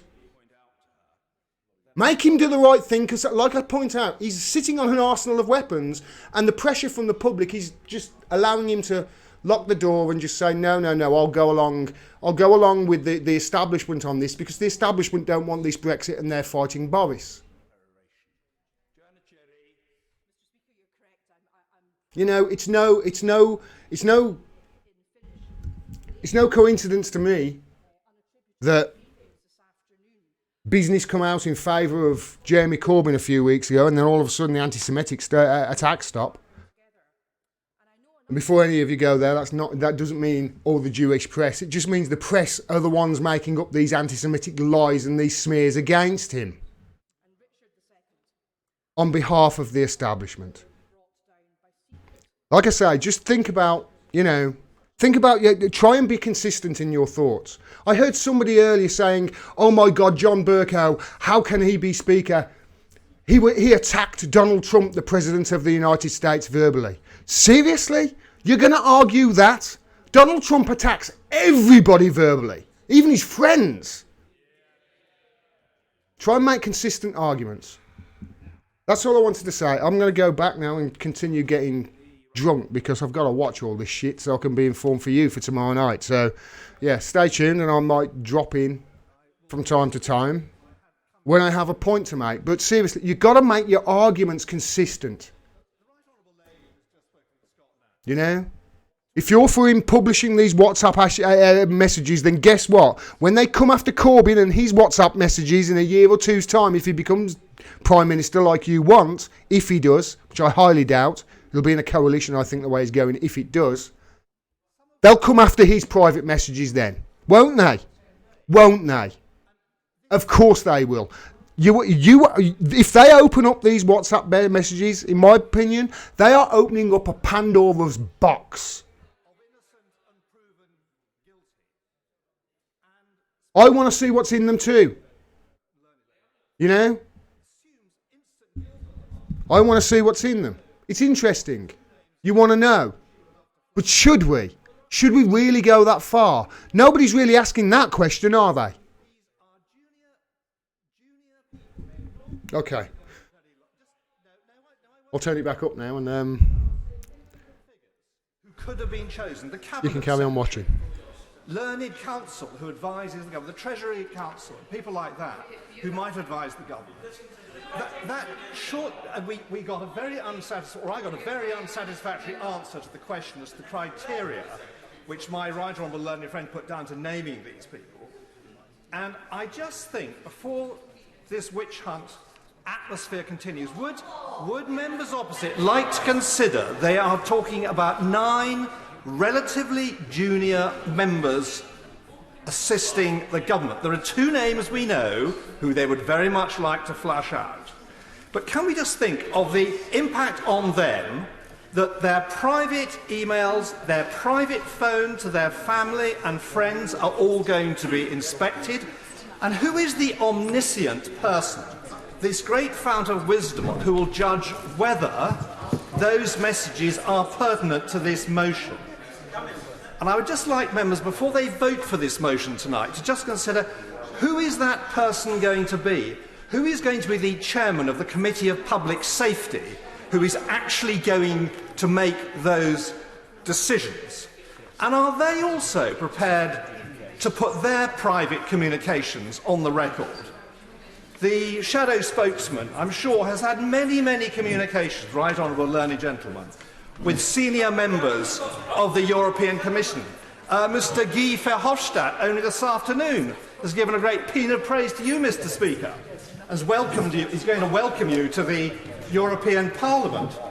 I very much doubt you, Mr Speaker, are going to make available to us your private communications with Mr Guy Verhofstadt. So, you asked me to be brief, and I will be very brief. Could we please just recognise that this particular motion is invidious, in my opinion, and unfair, and chooses 9 names arbitrarily, whereas I would consider if people were really on a fishing expedition, they could have gone wider and gone for more senior figures, and of course the one they're really after is the Prime Minister, and he does come to this House, and there will be many opportunities to ask him the questions, because he is ultimately the one they should be after. Thank you, Mr Speaker. Has the right honourable gentleman finished his oration? Mr Speaker. We're deeply obliged to the honourable gentleman, and I think we now need very short speeches. 4 minutes, perhaps? Don't break. Thank you, Mr Speaker. I will certainly do it within your 4-minute limit. First of all, so I would just like to focus on Operation Yellowhammer. So the issue about prorogation is whether the government deliberately misled Parliament. The issue in relation to Operation Yellowhammer is whether the government are deliberately withholding key documents from Parliament and from the public. Now, members of Parliament will have seen the report last month in the Sunday Times when they published the leak of Operation Yellowhammer and said that Britain would face shortages of fuel, food and medicine and 3 months of chaos at its ports in the event of a no-deal exit, and went on to warn that lorries might face delays of 2.5 days at ports and medical supplies might be vulnerable to severe extended delays, and it also said the government had expected a return of a hard border in Ireland. And of course, we haven't been able to see these documents because the government haven't been willing to provide them to us. But what we have had is a series of ministers touring studios saying, in effect, nothing to see in this document, nothing to worry about, everything is under control. But of course, at the same time, we see reports that, I'm afraid, the minister who is on the front bench is seeking to sanitise said report, and then having failed apparently to sanitise it, he has simply decided to rely on the fact that the report isn't going to be published at all.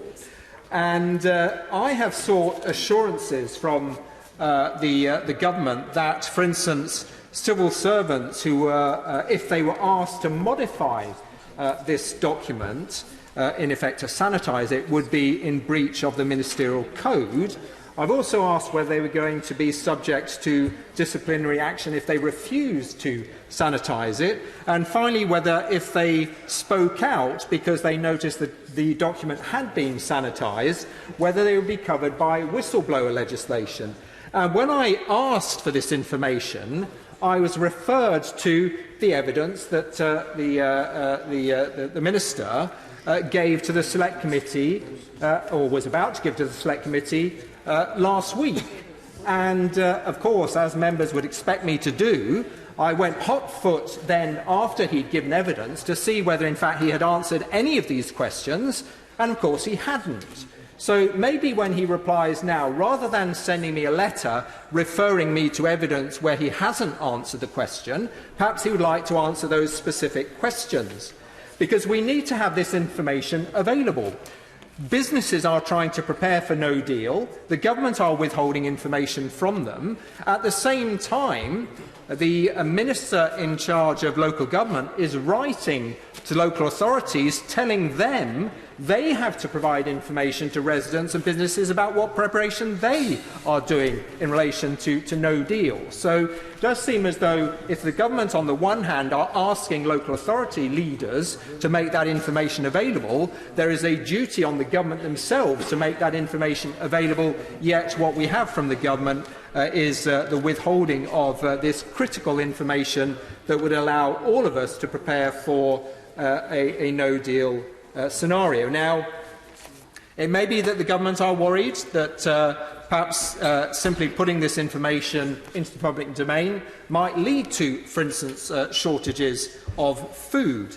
And to some extent I understand that. But if that is the case, this would be less than perfect. But again, it's something I suggested to the Minister, that they might want to release the information on Privy Council terms to Privy Councillors and allow us to access that information. I would prefer, clearly, all Members of Parliament to be able to see that information.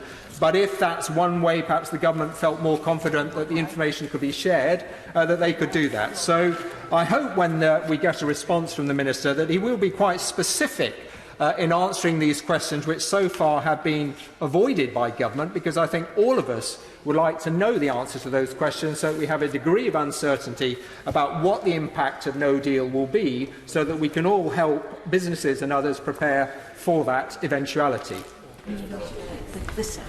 I'm grateful to the right honourable gentleman. Again, I do beg the honourable gentleman's pardon. Yes, I think he used to make those sorts of coughing noises when he was at Oxford with my wife 30 years ago. Yes, very good. 3 or 4 minutes. Simon Hoare. I think I can say this without peradventure, Mr. Speaker. They were happier days. I'm going to, Mr. Speaker, vote against this motion this evening.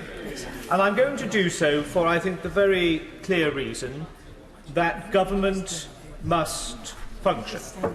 And if officials and advisers are to provide information to ministers, they should be able to do so freely and without any thought that their correspondence, whilst it's in an official capacity, will just be dragged before us. But I want to make a couple of important caveated points, if I may.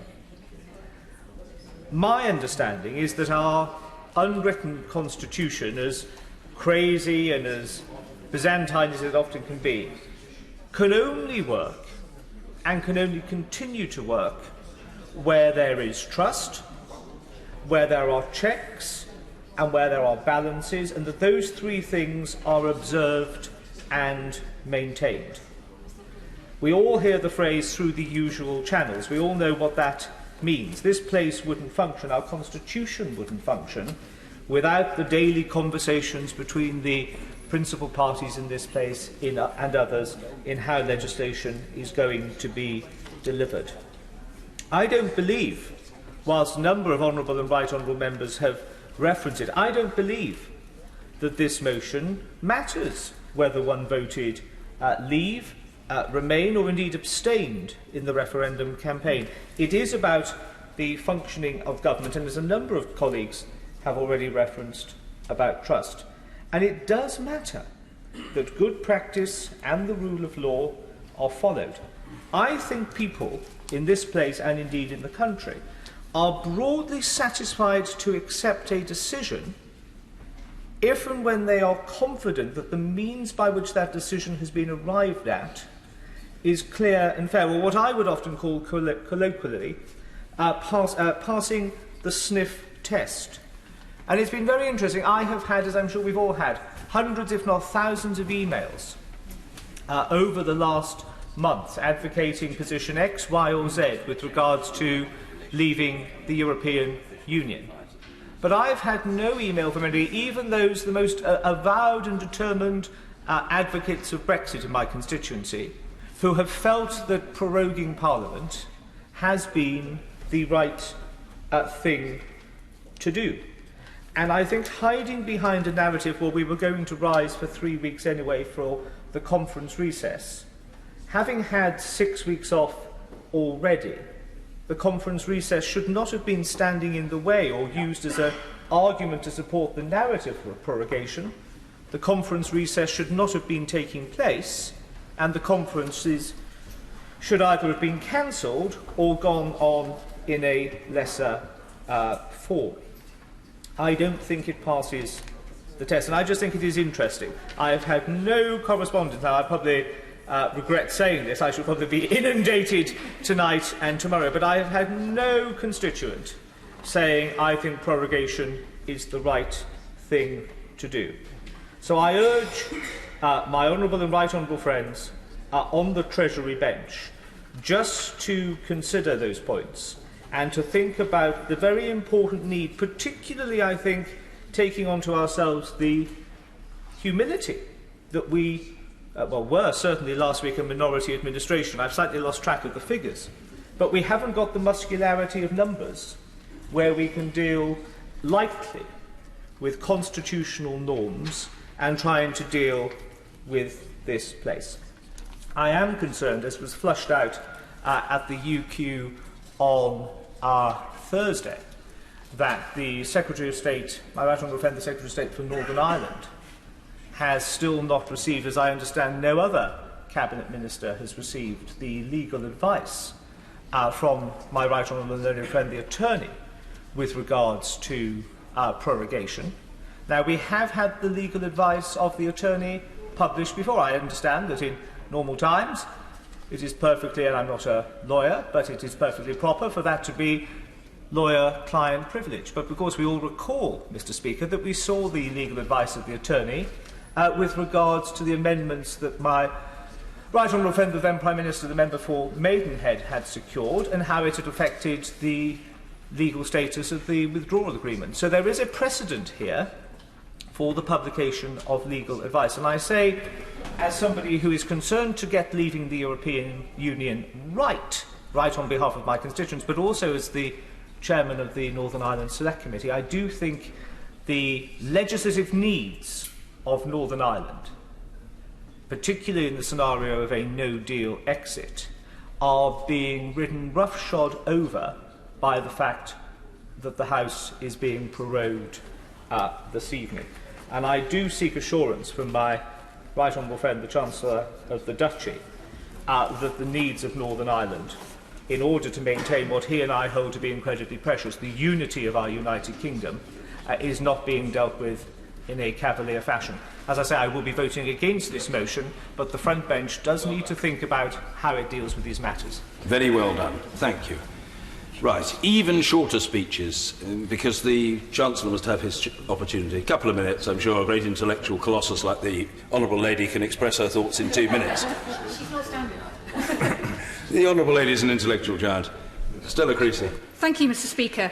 I put my name to this motion for 3 very simple things. I agree with what many of the members across this House have said about what our constituents do not understand about what is going on in this place.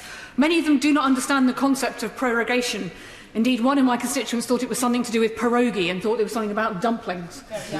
They don't understand why, when this country is facing a massive crisis, MPs are upping sticks and going home. And when I tell them it is not of my choosing, they ask whose choosing was it.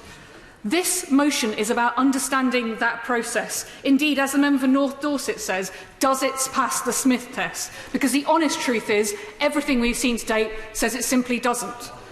But more than that, my constituents don't really understand the machinations of official channels and the Civil Service Code, but they do get that there is a cabal of people who are unelected, who are making decisions about their future without any accountability. And I gently say to members opposite who are concerned about this concept of being able to look at the private emails that maybe they wish to Google and revisit some of the situations this House had to deal with in 2011 and indeed in 2013, and precisely the point about civil servants and special advisers using official channels to conduct official business. I'm sure there are members on the front bench who can tell them of that time and the clarity that was given that that information would be FOI-able. So this is not about something new, it's simply about the urgency of needing to see that information when we're making decisions. And finally, the third thing that my constituents would not really understand, because they don't know what no-deal Brexit entails. Nobody really does, because we haven't yet, thankfully, experienced it. But they do know that there are doctors going on the national airwaves telling them that the government is stockpiling body bags, and then they're hearing the Leader of the House discrediting that very same doctor. And there is a simple question at the heart of this motion, which is the question that all of our constituents, I suspect whether we have Leave or Remain constituencies, have been asking us over the last couple of weeks. What on earth is going on? And the honest truth, if we want to talk about truth in this place, is that none of us can really answer those questions, because this very information The homework as to why prorogation has suddenly appeared. The homework as to what a no-deal Brexit would actually mean. Whether it is true that 85% of lorries travelling across the Channel are not ready for French customs, or that the supply of fresh food will be disrupted. Or whether the simple truth is that if it's not as far-fetched as the stories in the press, then actually just publishing Yellowhammer will set everybody's minds at rest. So this motion tonight is about us being able to do what we should be able to do best, inform our constituents and hold the government and their advisers to account. I urge everyone to support it. Right, I'm afraid there needs to be a 2-minute limit. Mr. Ian Lucas. This motion is about trust, and we should understand the people we're dealing with. As recently as July 2019, the Electoral Commission published detailed evidence upon which it based its finding that Vote Leave committed electoral offences in the immediate lead-up to the 2016 referendum. In March 2019, Vote Leave itself admitted breaking electoral law. Electoral law was there to safeguard democracy. Vote Leave's offences, set out in detail in the July 2019 Electoral Commission findings, explained that Vote Leave conspired to break the referendum spending limits quite deliberately by channelling money to the Canadian company AIQ through an alternative funding stream. Dominic Cummings, working for Vote Leave at the time, explained in evidence disclosed by the Electoral Commission thus: "There is another organisation who can spend your money. Would you be willing to send 100k to some social media ninjas who could usefully spend it in the final crucial 5 days?" Obviously, it would be entirely legal. As we now know from the Electoral Commission, accepted by Vote Leave, it was entirely illegal. Dominic Cummings, in his words, said that this spending was crucial.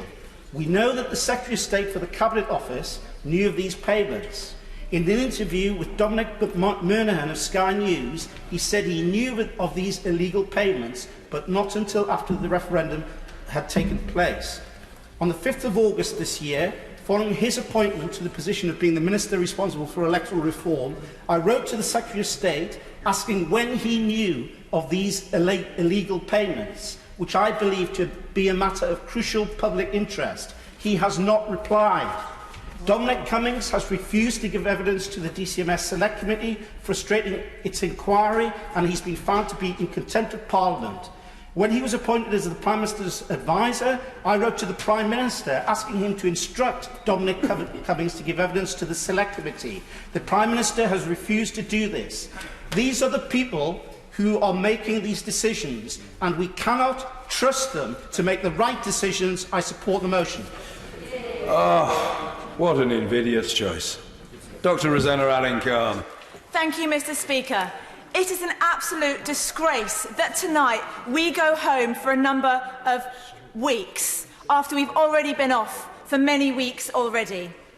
This government are playing games. And while I am the MP for Tooting, I'm also a Tooting girl who is here voted to do her job. Adjusting my audio For the 5-year-old boy who is starving and has to go to the local food bank, he hasn't got time for games. Commentate on this. For the mother who is waiting for her delayed cancer treatment, she hasn't got time for games. For the family who have been failed by the DWP and are starving and cannot pay their electricity bills and face another cold winter, they haven't got time for games. At a time when there has never been greater distrust between the public and us in here, we are letting them down. For the mother who has to bury her son in my patch, who knows that her other children have no opportunity, they don't have time for the games that we are playing in this house. For the people sitting in the gallery, we are a laughing stock, and leaving without a deal makes the very poorest, the most vulnerable in our communities, in our society, even worse off. So today I say, on behalf of Balham, Tooting, Fursdown and Earlsfield, this government is a disgrace. Proroguing Parliament is a disgrace. And I am here in my capacity as an MP and a regular, ordinary girl from Tooting who had never been in this place until she was elected to be here. We deserve better. Our communities deserve better. Let us be here to do our jobs. Thank you. Mr. Stephen Doughty. Thank you, Mr. Speaker.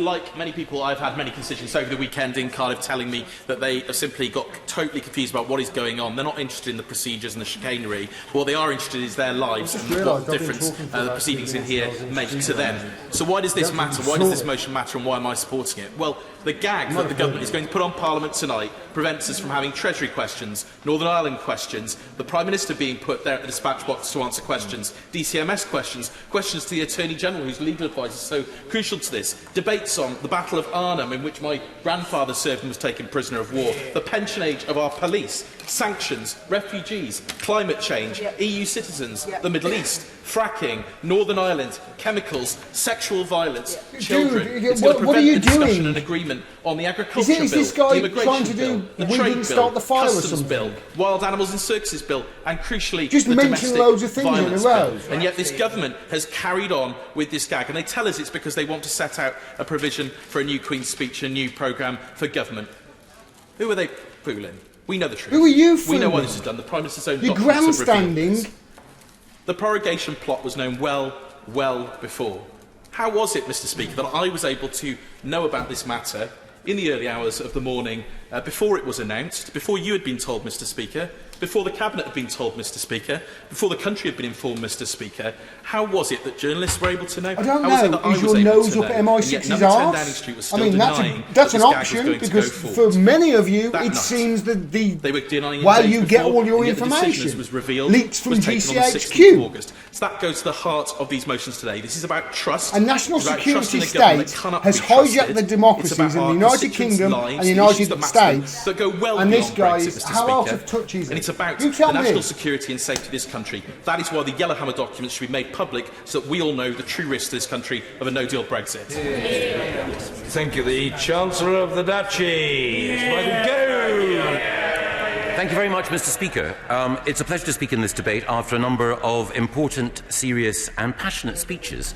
And it's also important that we pay appropriate regard to this humble address, standing as it does in the name of my right honourable and learned friend, and supported as it has been by three distinguished QCs in two of the three jurisdictions of these islands. And important issues are raised by this humble address. There is a request implicit in this address for full information about the consequences of leaving the European Union for this House. And I would emphasise that the opportunity for not just members of this House, but citizens in this country to make sure that they're familiar with all the consequences and indeed the opportunities of leaving the European Union is at the heart of the government's information strategy. Some have suggested that it's somehow propaganda. Far from it. It is an effort to ensure that the facts are laid out in an accessible way to every citizen, so whether it is a simple matter of individuals knowing what their rights might be if they happen to be UK nationals abroad, or if it's businesses who require to know what the customs procedures are in order to accommodate themselves. Not at this point. Whether businesses need that information in order to export, that is all in the public domain. Indeed, that is not the only thing that is in the public domain. It is also the case, as a result of a court case that's been brought by the Honourable and Learned Lady and others, that we have in the public domain the submission that went to the Prime Minister on which he made his decision. Now, it's ordinarily not the case that submissions like this, government policy, which rests on it, are made public, but quite properly, following a duty of candour in respect of that judicial review, that information was published. And there it is in black and white, the reasons which were put to the Prime Minister for going down this course of action, and indeed the reasons that... and the reasons... I'd just like to say here, after listening to Michael Gove for about 30 seconds there, you can see why people at home who are genuinely tuning in, watching this now, genuinely trying to figure out what's going on. Maybe English isn't their first language. Think about it. An EU person over here, maybe a nurse or something like that, trying to figure out her friends at the NHS, or maybe her, people who are not that nice, saying, "Oh, I'll phone Brexit on you." Like Keith Lemon does. You can see it would give people a complex. Did you hear anything Michael Gove said there that made sense? Anything? There's 100 people in the chat or something? Anybody hear anything? Did you hear anything? He spoke for about 45 seconds. I'm pretty good at English. I was on Countdown, won a couple of episodes. I'm pretty good at English. Anagrams I'm excellent at. English language, very good. Pretty much the only thing I excelled at school. Honestly, that guy just spoke absolute bollocks for a minute. And here he goes again. Enjoy. This is your democracy, folks. Acute in a number of ways in Northern Ireland, and the Honourable Lady is absolutely right that it extends not just to the economy of Northern Ireland, but also to security considerations. And let me take the opportunity to pay tribute to the work of the Police Service of Northern Ireland, who've been very clear about what the risks are and their attempts to mitigate them. On the broader point, it is the case that submissions that would go to the Prime Minister would not normally be circulated to the whole of the Cabinet any more than submissions. So somebody go back. He's there, you know, talking about the Northern Ireland border and how important it is. Somebody go back to 2016, please. A researcher or something. I have got no researchers. I haven't got time to do it. But go back, and I will bet you that the subject of Northern Ireland, Michael Gove, every single time in 2016 went, yes, that'll be no problem. I bet you every time. I've not got an army of researchers to do it. You know, CNN, MSC, they have, and ITV and BBC, they have. They could find this shit out. It's so easy to show these up for the hypocrites that they are. I've been doing it for nearly 2 years now, from my council flat. Can you imagine if I had a studio and a bloody army of people behind me to ask these questions? And I could sit Jeremy Corbyn down and say, hey Jeremy, what do you think about the situation with Julian Assange and, you know, WikiLeaks and him being locked up in Belmarsh prison, and just wind him up and let him go? He will say how it's so important we have a fourth estate. And he will say how it's so important we hold, you know, power accountable, and it's so important that we have this facilitation, this fourth estate that holds government accountable for democracy. He will say that. And then my second question is, well, why is it then that when he's been thrown in prison for, let's face it, outing war criminals as war criminals, that you've said twice as many words about Owen Jones being attacked by 4 blokes outside a pub than you have about Julian Assange being dragged out of the Ecuadorian embassy in an act of fascism? Why is that, Corbyn? That's what would happen if I had my own fucking newsroom and I could sit these motherfuckers down in front of me and ask them questions. And the fact that the journalists out there are not just proves to you there is no adversarial journalism in this country. They're all bought and sold. And it's about time that we stood up and took back our democracy, because these people here, they don't give a shit about you and me. Lectures from the Scottish Nationalist Party about trust or transparency. No. And by the way, yes, I am coming down on Jeremy Corbyn. I am. And that's why. He says twice as many words on Twitter about Owen Jones than Julian Assange. Are you fucking kidding me? Just the publication of advice. It is also the case that private communications of a variety of public servants are about to be published if this humble address is published. Push him! Don't make excuses for him. Push him! Specifically in this humble address for no, thank you. He did not.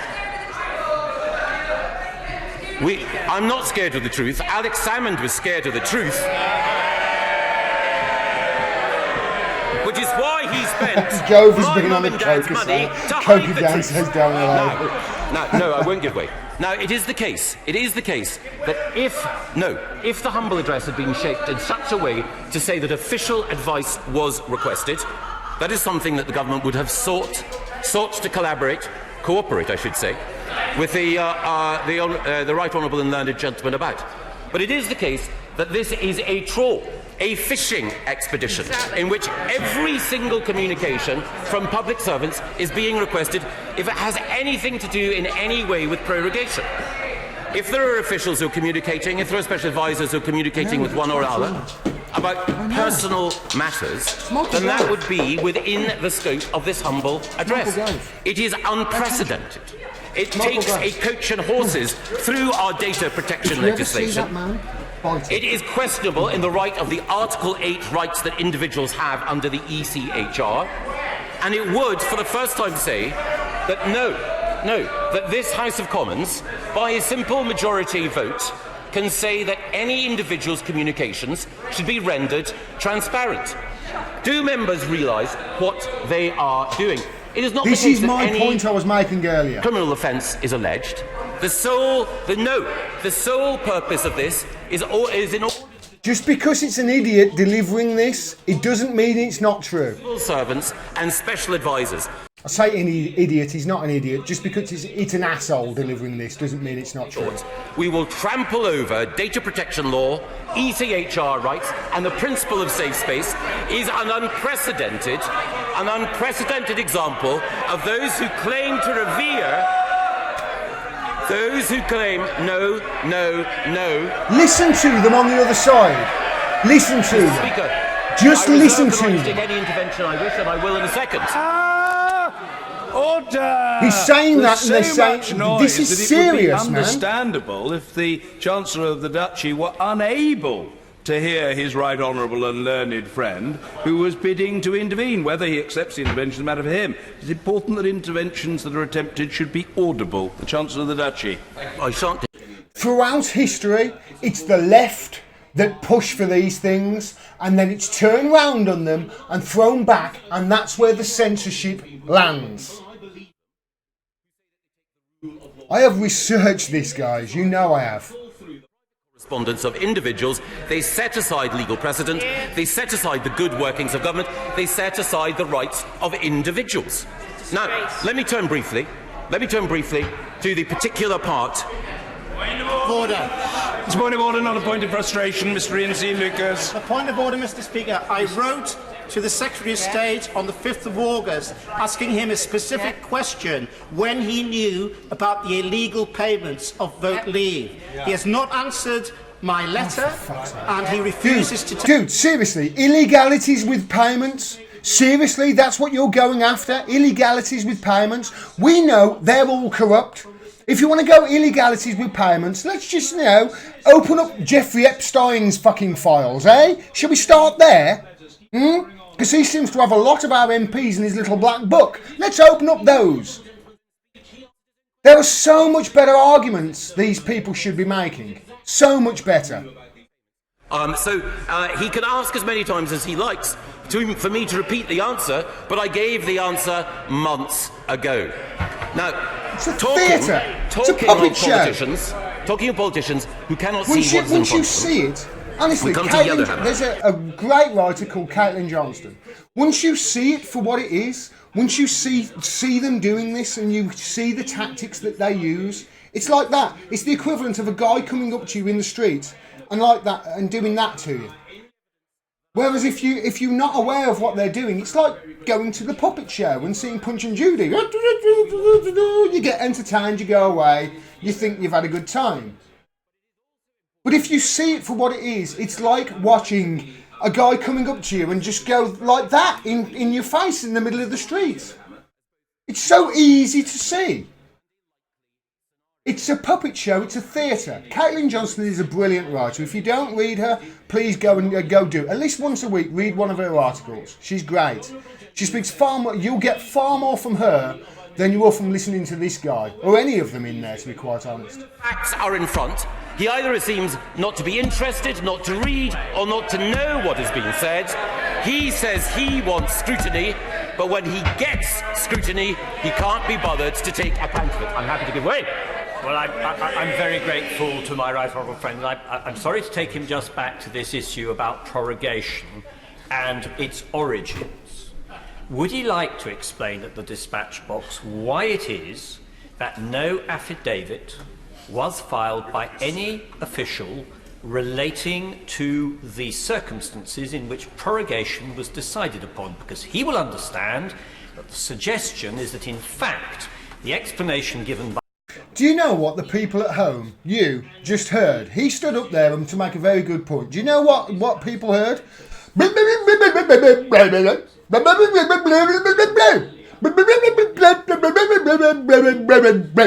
It's like watching the fucking Muppet Show. This is what people are actually tuning in to watch, and this is what they're hearing.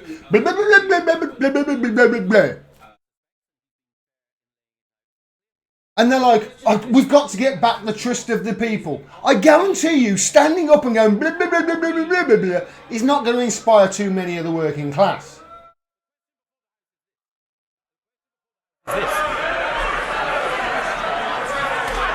I am answering the question. The question before the House is this.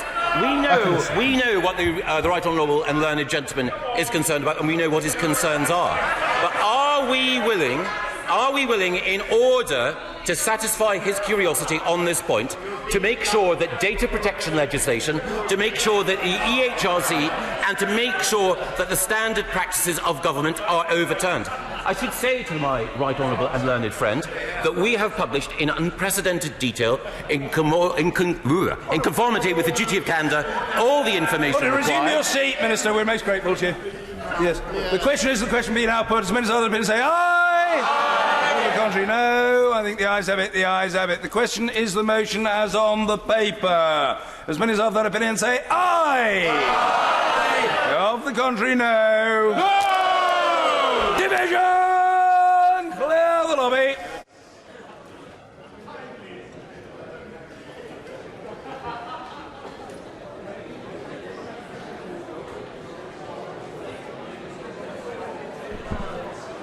Alright, so he's coming in and we're going to go away and do the vote.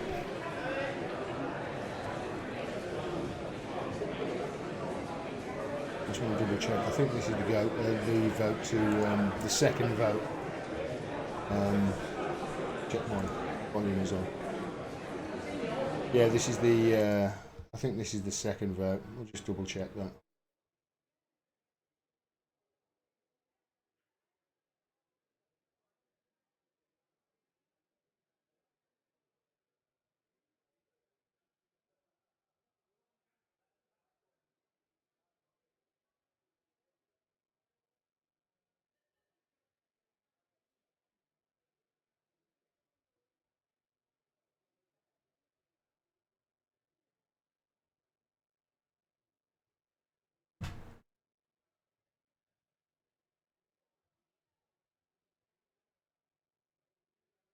We're back in a second while they're on a break, actually.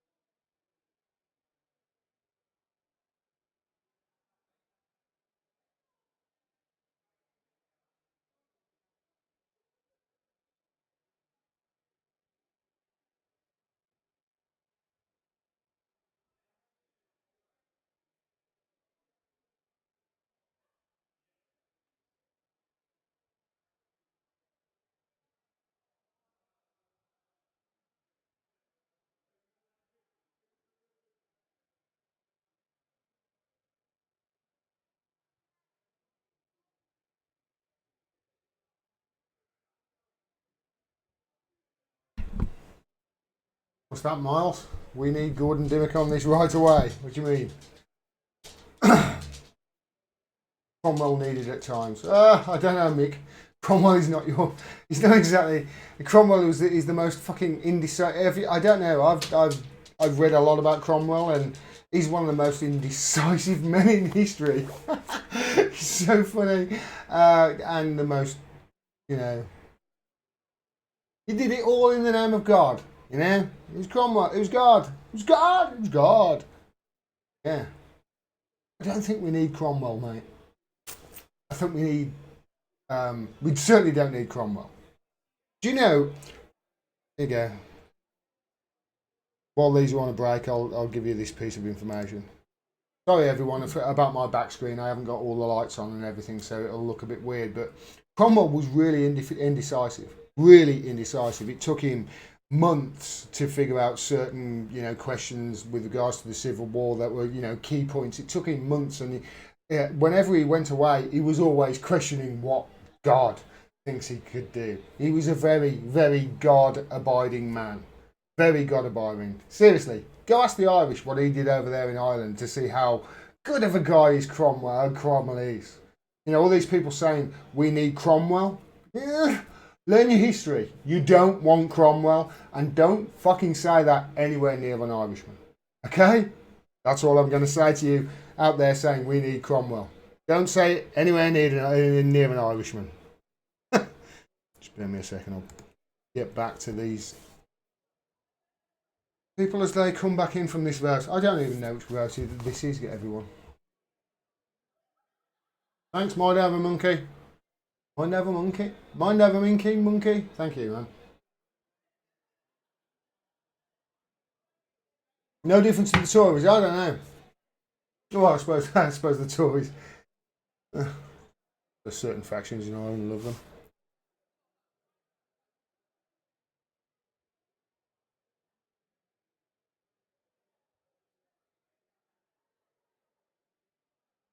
So, according to the BBC, MPs, I'll just actually bring this over to show you what I'm reading.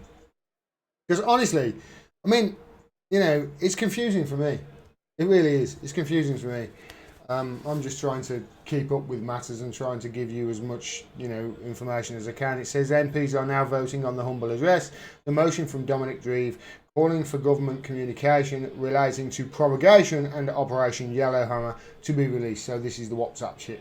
So they are voting on what I, you know, was saying. Listen, be careful what you wish for, you know, because this does set a precedent down the line. You know, it does. And your freedoms are going to be infringed on even more than they already are now. All that's happening here, right? All this stuff that's less than... If you're earning less than 100 grand a year, less than 75 grand a year, I suppose, in the UK, be prepared. Because you know how you've been shafted over the last decade? It's going to get worse. It's going to get worse. Whatever happens from here, it's going to get worse. I've really looked into this, guys, and I've really, really tried to, you know, warn you of what's to come. I get slammed. Oh, you're criticising Corbyn. I lose followers for criticising Corbyn. Notice, though, I'm criticising Corbyn from the left. Have you noticed that? Have you noticed that, everyone? Everyone, all of you Corbyn supporters who were slamming me and, you know, unsubscribing or what have you because I'm not pro-Corbyn. Do you notice where I'm attacking him from? I'm not attacking him from the right. I'm attacking him from the left. So should you. Because if you're attacking from the right, you know what? You know whose job you're doing? Theirs.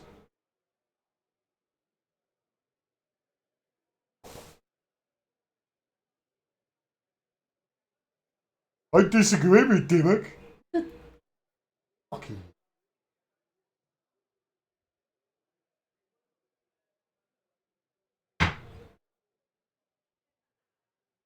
People need to take their training wheels off, to take their blinkers off.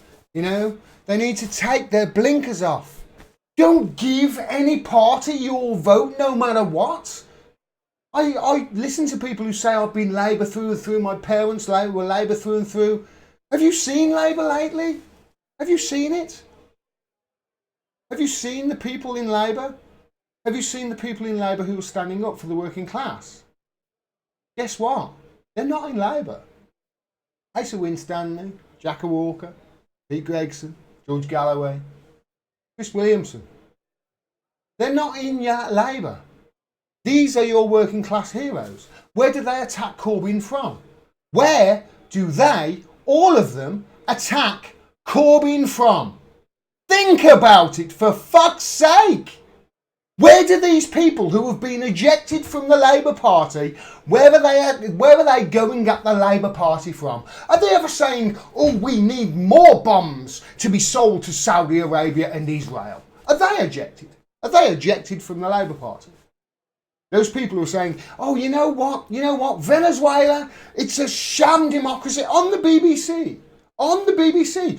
Venezuela is a sham democracy and Maduro is a dictator. Well, actually, Venezuela's democracy is one of the safest in the world and one of the best and one of the most unriggable. In fact, Jimmy Carter, ex-president Jimmy Carter says that. It's one of the most unriggable elections in the world. You know, they even go down to fingerprints. But everybody gets an equal vote. Even the, less well-off black indigenous people. I say indigenous. The only really real indigenous people are those in Africa, which is all of us. But you see my point. Are they getting booted out? Is people like Rachel Reeves getting... Tom Watson, I keep hearing that he's going to be deselected, is he? I've got a feeling that the reason he's going to be going is because George Galloway is pressuring him. You know? I've got a feeling if George Galloway wasn't primarying Tom Watson, things would be going along tickety-boo for Tom Watson. Where does Tom Watson attack Jeremy Corbyn from? The left or the right? I attack him from the left. Why aren't you? Come on, Corbyn supporters. Why aren't you? Why aren't you attacking him from the left, like me?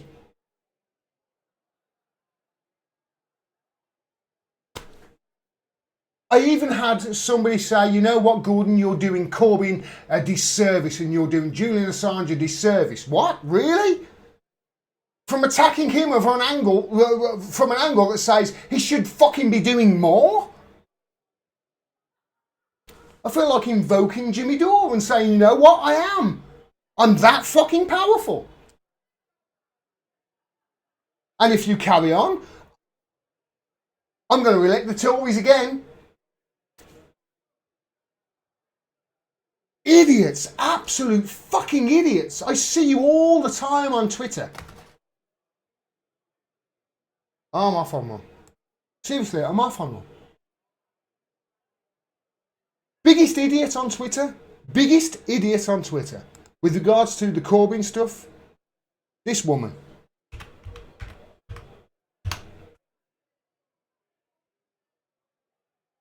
Oops.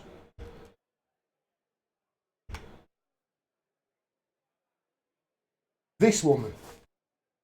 I'm sure she's a lovely person. I'm sure she is.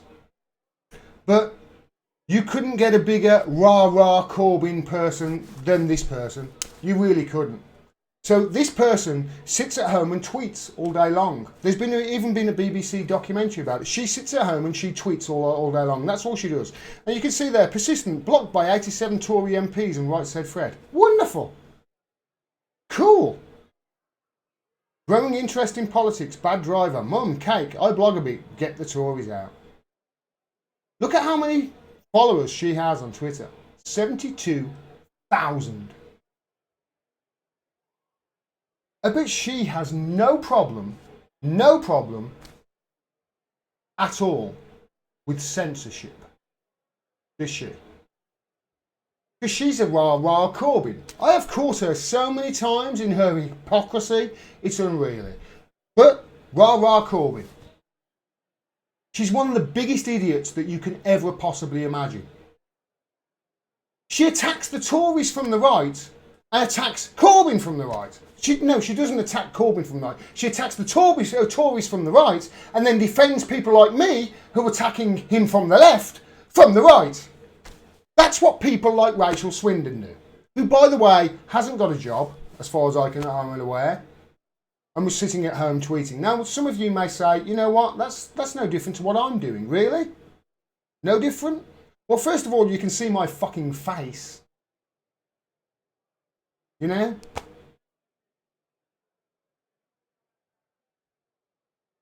I am not just tweeting out sound bites and slogans, and my first link is a PayPal me. PayPal?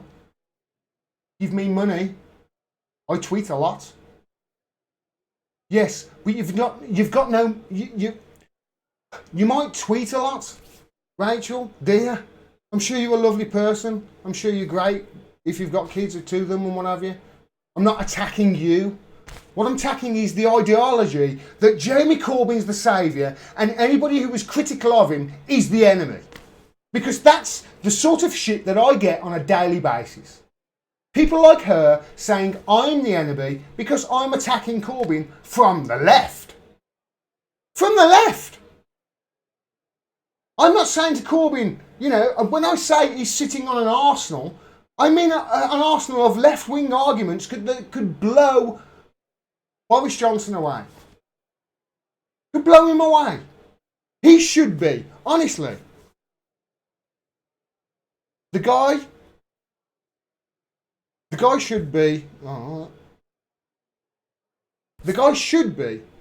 beating Boris Johnson over the head so hard right now on a daily fucking basis with Julian Assange, the Julian Assange weapon. He should be holding it on with both hands and fucking beating him senseless with it. And what is he doing? What is Corbyn doing? What is Corbyn and the Labour Party doing? They're standing up for LGBTQ rights. And they're standing up for minorities. And they're standing up for, you know, whatever the fuck that letter means. What about a free press, Labour? You talk about democracy. What about the actual democracy that's been hijacked by the national fucking security state? What about that? What about the suppressed OPCW report that basically proves that the narrative, the official narrative on the Duma bombing, yes, the Duma bombing. Imagine this. It turns out that Assad bombing his own people just as he's about to win the war, incurring the wrath of nations far bigger than him, it turns out that that might have been a false flag. And it was the OPCW that told us with a leaked document.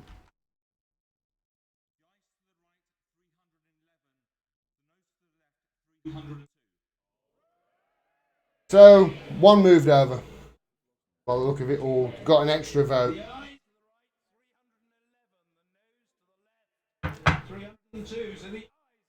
The ayes have it. Sorry, I didn't have the volume up there. It's 311 to 302. So we now come to the motion in the name of the Leader of the Opposition to be moved under Standing Order number 24.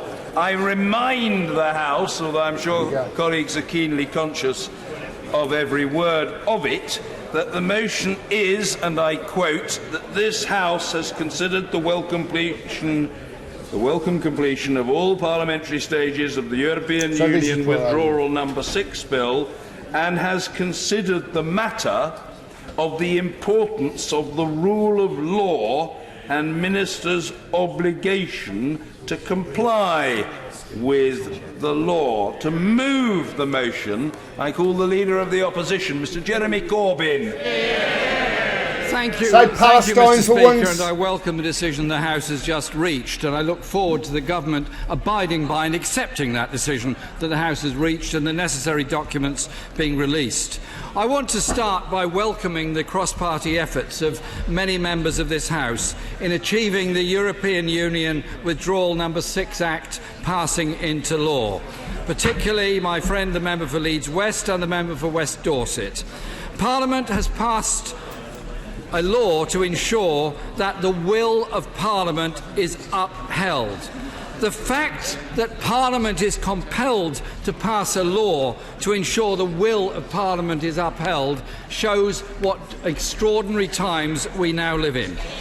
The House has rejected no deal. Businesses and trade unions are united in rejecting no deal, and there is no majority for it across the country. The Chancellor of the Duchy of Lancaster, the co-convener of the Vote Leave campaign, said in March this year, "We didn't vote to leave without a deal." It is clear there is no mandate for no deal. In trying to diminish the Act, the government's spin doctors have branded it the Surrender Bill, and ministers have dutifully trotted out this phrase in the media, and the minister who's going to reply has already replied, like Pavlov's dogs always do. Mr. Speaker, I remind the House again, we are not at war.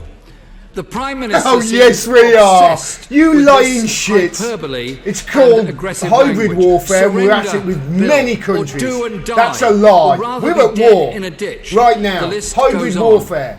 Mr. Speaker, that's a lie. We're supposed to be having negotiations with our European partners. The lives at stake as a result of all this are not those of the Prime Minister or his cabinet. Well, indeed, my friend says, where is he? I do not keep the Prime Minister's diary. He may keep his own, but he's certainly not here to reply to this debate, where I believe he ought to be, since the motion is specifically directed towards him. But, again, I can't help my friend with that question, but others may. We learned from leaked government papers those of our constituents whose medical supplies are at risk from a reckless no deal are very worried. So I urge the government and all members of the House I could go out and fucking buy cocaine tonight. And the inflammatory language. And try to cocaine? Heal, not do you think they grow that in the UK? Our society. Jesus I give credit, Christ. Mr. Speaker, to those who have worked in a cross-party way, and I've been happy to have meetings with all opposition party leaders. A law has been passed by this House and by the other place, and the government must abide by it. It's not complicated, it's very, very straightforward and simple.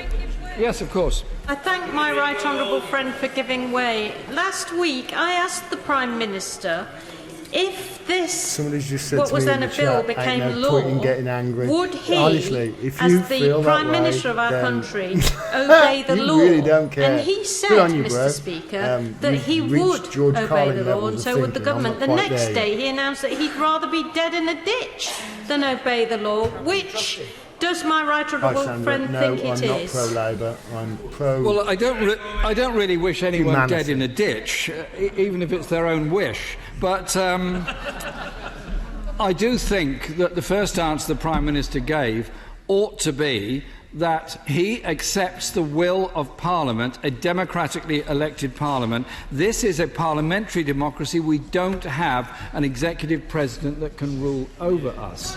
And so I think we have to make it very, very clear that we will expect the Prime Minister to abide by the details and the specifics of the law that has been passed that does make specific requirements upon him. Yes, I give way to the Leader of the SNP. I'm very grateful to the Leader of the Opposition. He's making some very important points. The conduct of this debate, not just this debate, but the whole discourse is important. And the Leader of the Opposition has referred to the government's characterisation of the surrender bill. Isn't it the case that the government bears a responsibility for the language that it uses? And when we see the language on the streets, and myself, the Leader of the Opposition, and many others that are told that we are traitors, and sometimes much more abusive language, the government has a responsibility to recognise the impact of its language and actions outside of this place. I thank the member for that intervention, and he's quite right, because language has consequence. Language has consequence, where people then trot out what's been said by the Prime Minister or others and turn it into the most abusive language and the most abusive behaviour against people. Surely we can have an intelligent debate in our society without resorting to that kind of behaviour, language or violence that is being threatened against some individuals. Yes, I give way to the member. Thank you, Mr. Speaker. The Leader of the Office is very generous in giving way. And when talking about the rule of law, if we get to the 31st of October, who's this guy? People in the chat, can you one tell of me the who's this other guy? European Union Because I've heard countries him, says you who's can't this guy extend. speaking? I don't know who he is. Would he then but I've heard him support coming speaking out with no several deal times now, because that and he's is the been law? On point every time, and I've heard that is an over entirely months, hypothetical actually. question. The question that the Prime Minister has to answer is: an Act of Parliament has been passed. It requires him to take a specific course of action, and he, in his many statements over the last few days, appears to contradict the wishes of Parliament for him to carry out those actions. Let's not go down hypothetical roads. Let's get an answer from this government as to whether or not they accept the decision of Parliament to pass this Act into law. It's not difficult, and I'm sure when the Minister comes to reply, he will give us an answer on this. I seriously hope so. But it's not only Conservative members encouraging the Prime Minister to break the law in their numerous WhatsApp groups, but Cabinet Ministers are refusing to confirm that the government will abide by the law. One second. Even the Prime Minister himself implies he will break the law. No, I will not give way at this moment. Number 10 has briefed, Mr. Speaker, that the Prime Minister will defy the law. So, until the government has abided... Guys, I'm seriously worried here. I'm seriously worried here. You know, this is going down a bad path. I can see this right now. You know what path it's taking? The censorship path.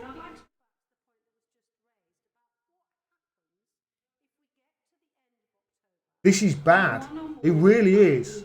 The way they're attacking them, they're not attacking them from the left. Corbyn's not attacking them from the left. He's attacking them from the right.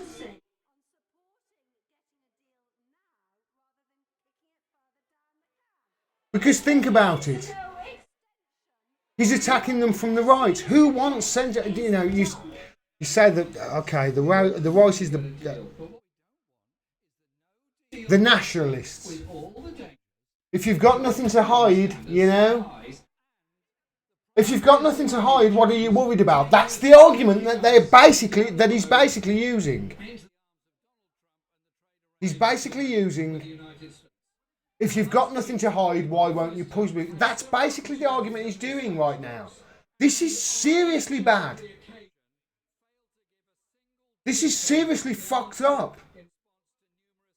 He's not mentioning Assange. He's not mentioning the IPCW.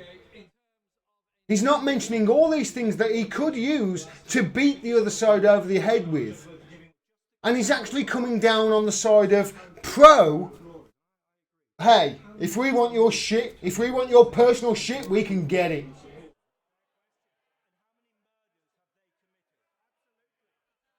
That is not somebody on the left.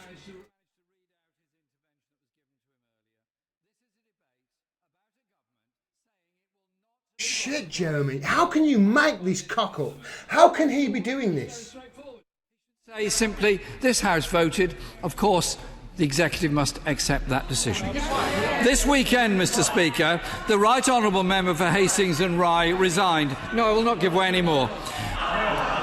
Saying she has not seen any intensity of work going into negotiations with the European Union, and stated, and I quote, "I no longer believe leaving with a deal is the government's main objective." That's a pretty big statement for a member of the Cabinet to make before who's just resigned from it. Many of us have suspected that for a month or more, but a 5-week delay is par for the course for the former Secretary of State for Work and Pensions. This week, the Chancellor could give no response either to what was being negotiated, nor not one shred of evidence that the government has made any proposals whatsoever. And just this morning, Mr. Speaker, the Taoiseach, Leo Varadkar, has said that he has yet to receive, and I quote, realistic, legally binding and workable plans to replace the backstop. So, the former Work and Pension Secretary is right to be concerned that only minimal effort, at best, is going into finding a negotiated deal. Mr. Speaker, it would be unusual for a Prime Minister to lose the confidence of the House so early in his tenure. It is extraordinary that he is already losing the confidence of his own Cabinet Ministers. And if his own Cabinet members cannot have faith in his words, it explains why this House has found it necessary to legislate. For all the many criticisms I've had of the Right Honourable Member for Maidenhead, as Prime Minister, she welcomed scrutiny and she saw herself as a public servant, as much as I often disagreed with the policy positions she put. If the government has a position on Brexit, I hope they will publish it, because this House and the people of this country deserve to be discussing it. And I'm a strong believer that policies are improved by scrutiny. So, Mr. Speaker, no, I won't give way. I've made that clear already. Mr. Speaker, in her resignation letter, just so you know, as far as I can tell, when somebody asks to make, will you make way, what they're saying to the other MP is, you know what, my point's better than yours. As far as I can tell. Either that or they're a sycophant and say, if I say this, you'll say something even better. Union number 6 bill as it then was, and he said he would rather die in a ditch. I don't wish him any ill. I do have a wish that he would come to that dispatch box, set out his detailed plan for Brexit and confirm that he will abide by the law. But more than that, Mr. Speaker, the people of this country deserve, and democracy demands, upfront answers from the Prime Minister. So far, no answers have been forthcoming. I hope the Prime Minister will live up to the office that he holds, accept the decisions made of this Parliament, and carry out the wishes of that bill, that act now, to ensure that an application is made to prevent this country crashing out on the 31st of October with all the damage that will do to food supplies, medicine supplies, industrial supplies, and his longer-term ambitions of heading this country in a totally different direction, which many, many people are truly frightened of. The Prime Minister could sort this out very quickly if he just had the courtesy to come to this House and confirm he will accept all the provisions of the Act that this House has just passed. You know that for certain, do you, Corbyn? You know that for certain there's going to be medicine shortages? I can go out and get cocaine tonight, you know that? I can go out tonight and get a kilo of cocaine if I had enough money. I know enough people, I could do it. Where do you think that's come from? Do you think that's come from Hereford? Or some pharmaceutical lab in, I don't know, the Lake District? No, it's fucking probably come from Colombia.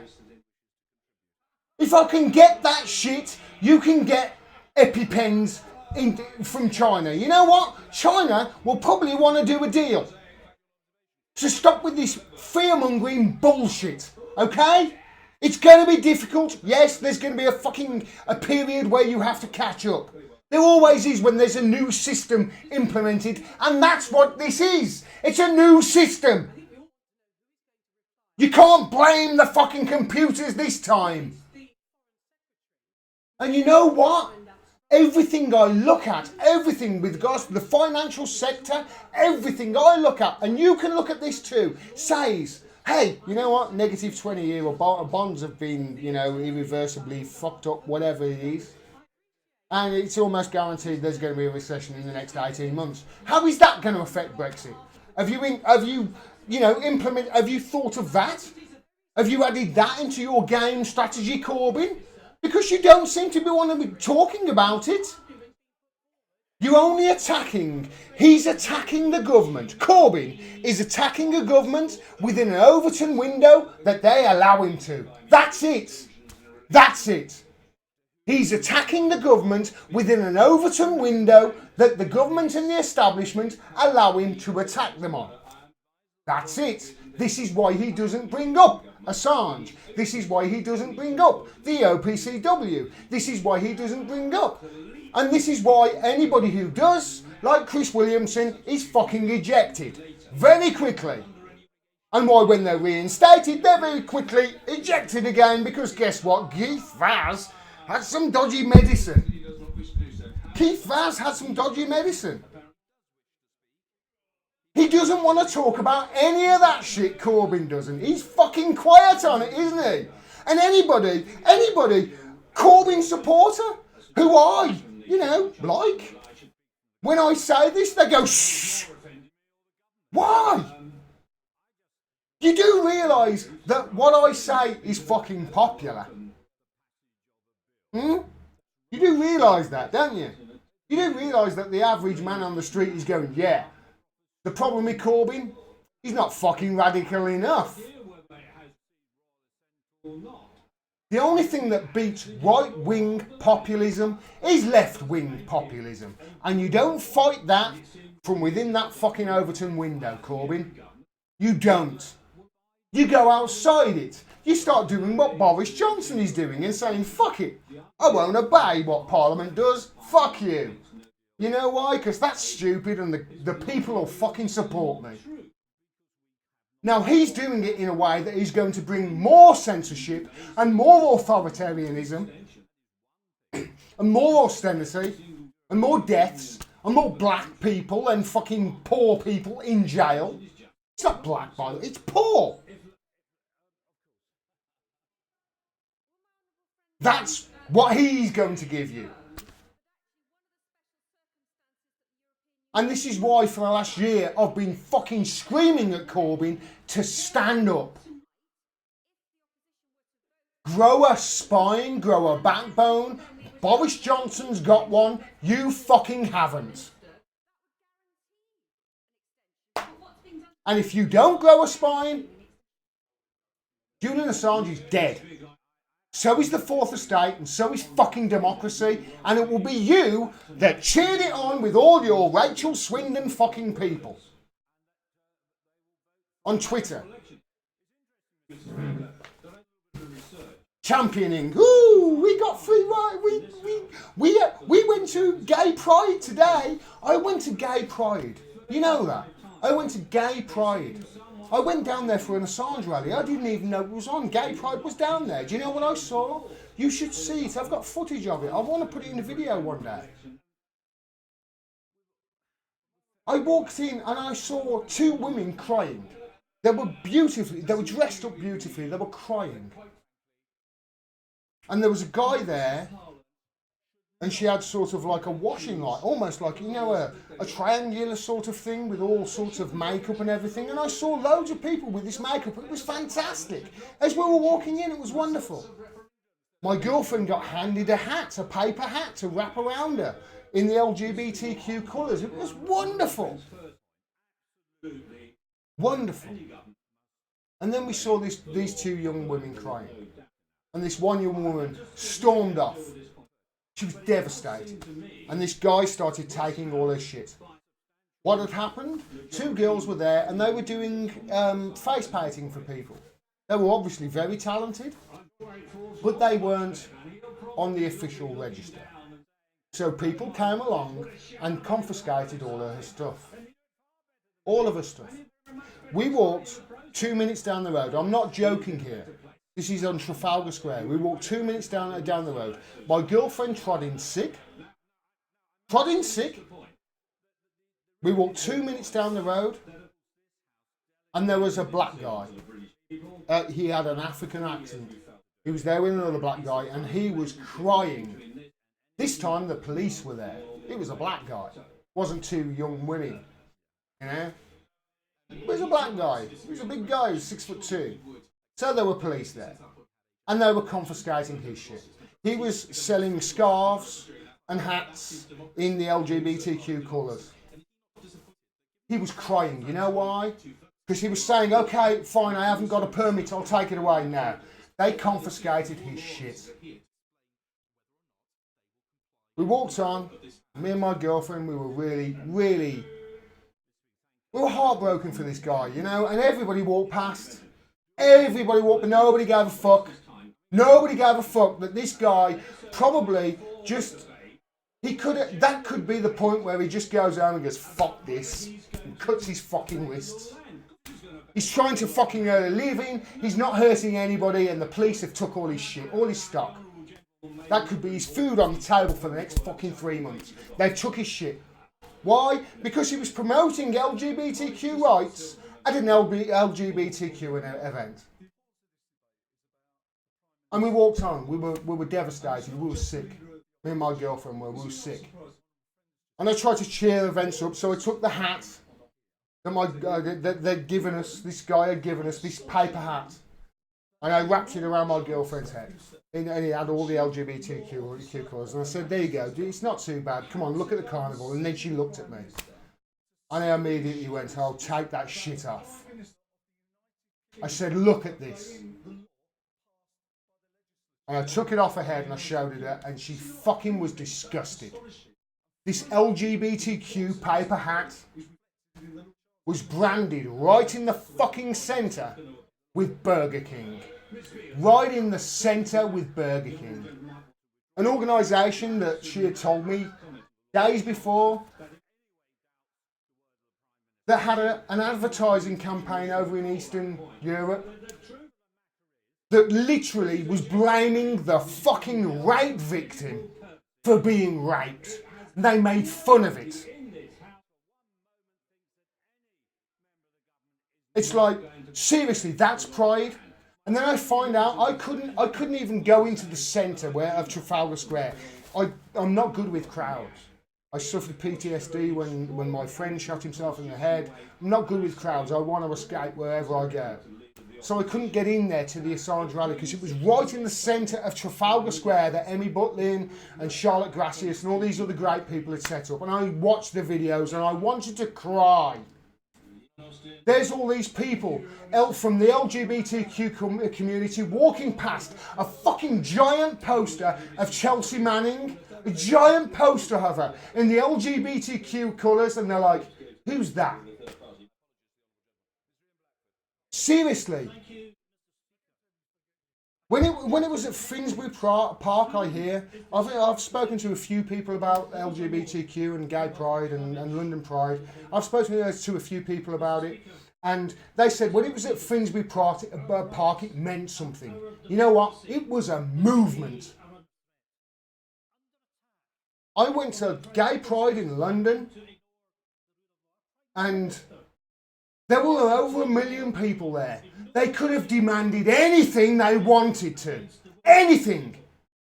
Do you know what they got? A paper hat in LGBTQ colours with Burger King stamped on the fucking front of it.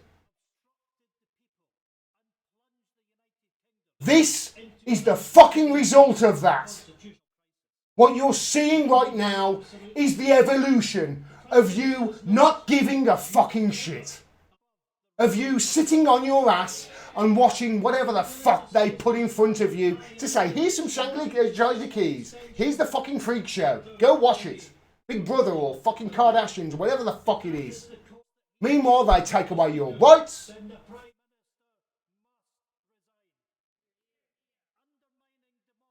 They take away your democracy. They fuck up your lives, and in the case of Jeffrey Epstein, they fuck your children in order to blackmail people. Where is your fucking line? Where?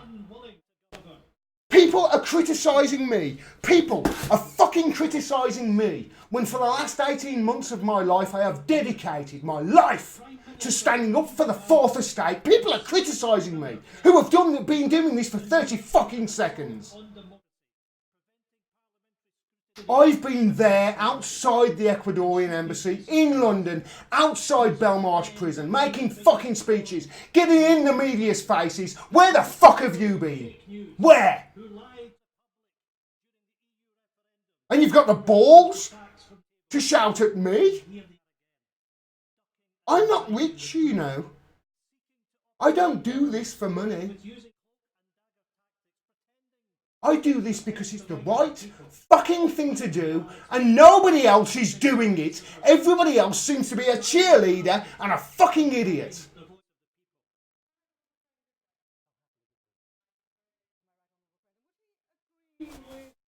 Honestly, you deserve this shit if you're not fucking out on the streets. You deserve it. They are fucking your children, and you're not even Jeffrey Epstein. Who's he?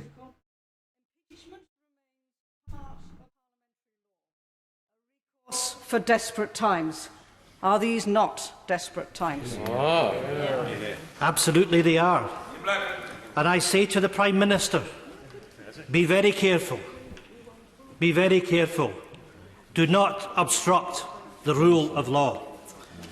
Mr. Speaker, the Vote Leave campaign in Number 10 doesn't care about the rules. They didn't care in 2016 and they don't care now about the law. Mr. Speaker, we must stop them because the stakes, quite frankly, are too high. The Prime Minister and his Vote Leave cronies are not above the law. The law must stop this dictatorship, and Parliament must stop this Prime Minister acting like a dictator. Even the Prime Minister's own ministers cannot trust him.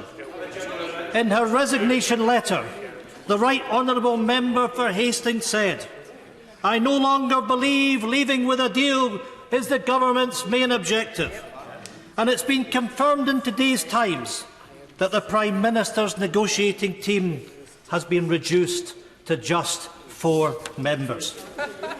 The truth is, the Prime Minister's priority isn't to get a deal. His priority is to rip the United Kingdom out of the European Union on the 31st of October, no matter the consequences. With the House suspending tonight, it is essential that all papers relating to the advice in Parliament being prorogued are published, and the determination tonight must be delivered on by Wednesday evening. Hear, hear. Mr. Speaker, we cannot allow the UK Government to destroy our democracy and operate unchecked. We need to know the truth. The public deserves to know the truth. Concerned about democracy, why doesn't he vote for a general election this evening? Mr. Speaker, this is a debate about observing the law. If the honourable gentleman wants to speak in a debate about an election, that's a debate that's taking place later on. And let me give way. One more time. I thank the honourable member for giving way. We have heard today how government members have said time and time again that the Prime Minister and the government will obey the law, and yet we've heard the Prime Minister talk about how he would rather die in a ditch. Does he share my concerns that clearly there is some backroom shenanigans going on to look for a way for this government to evade the law?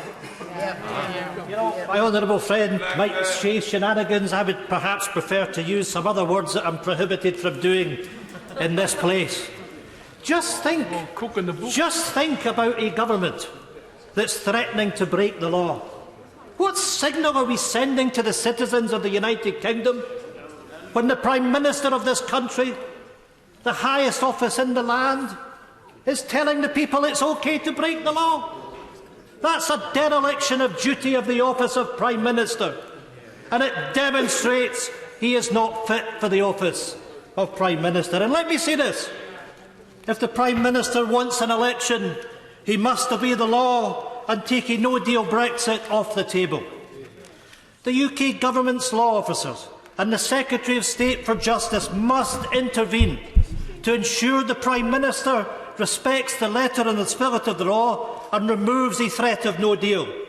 Mr. Speaker, they both have responsibilities, first and foremost, to uphold the law.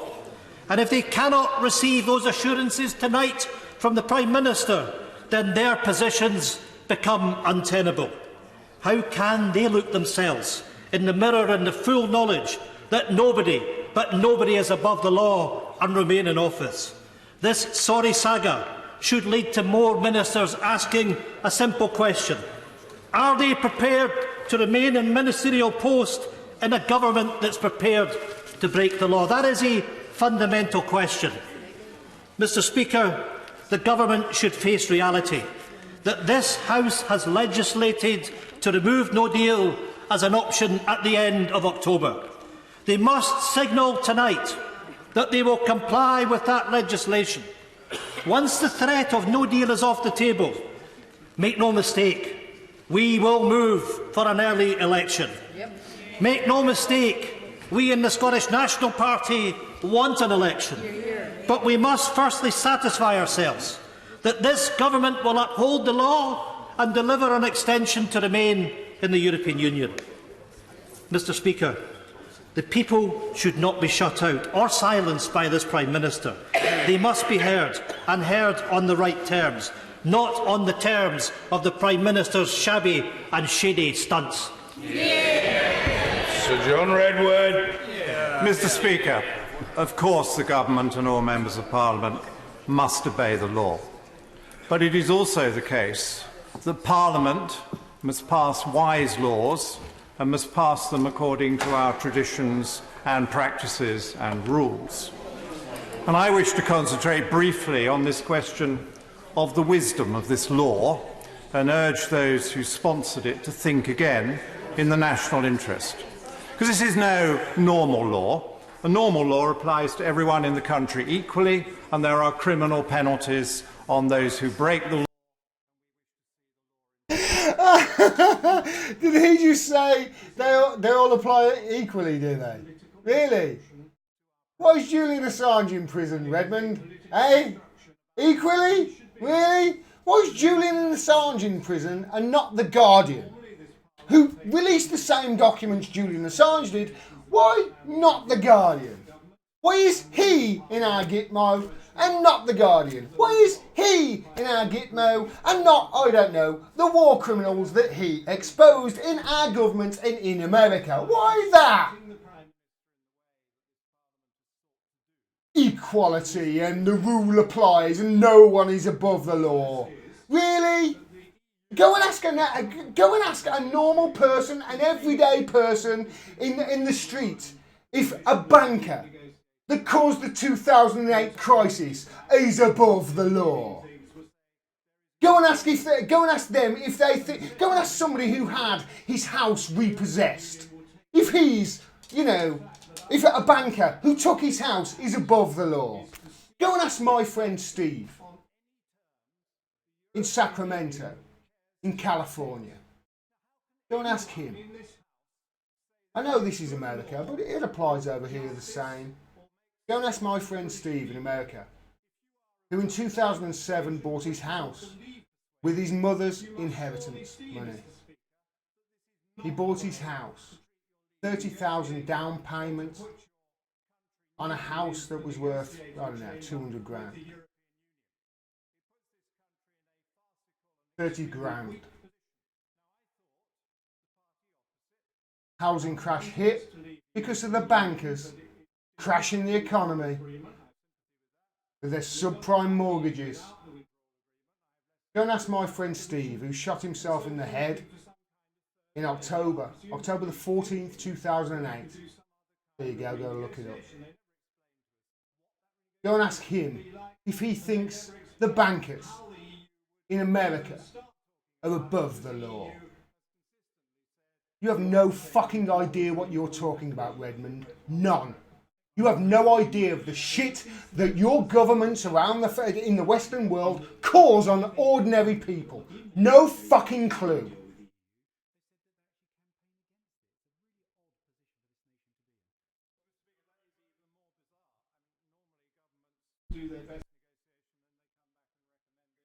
To the House of Commons, it would indeed be fatuous if we ever got to the position where we had a government in this country that it negotiated a deal which it knew it wanted to reject. It should not waste everybody's time and just say let's leave without a deal. So, Mr. Speaker, but we're wandering a little bit from the point of this debate, which is about the rule of law. And this House of Commons should think again. This is an extremely unwise law. This undermines the Prime Minister, but more importantly, it undermines our country. The rule of law! It makes it extremely unlikely that all those Remain supporting MPs who could live with our exit with a variant of the withdrawal agreement are not. He actually lives in a world, this bourgeois, whatever class he's in, neoliberal, I suppose, John Redmond, neo-conservative, same fucking thing, two-headed snake. I'm sure he actually thinks the rule of law is applied equally. He actually thinks that, this man does. He actually thinks that the rule of law in this country is applied equally.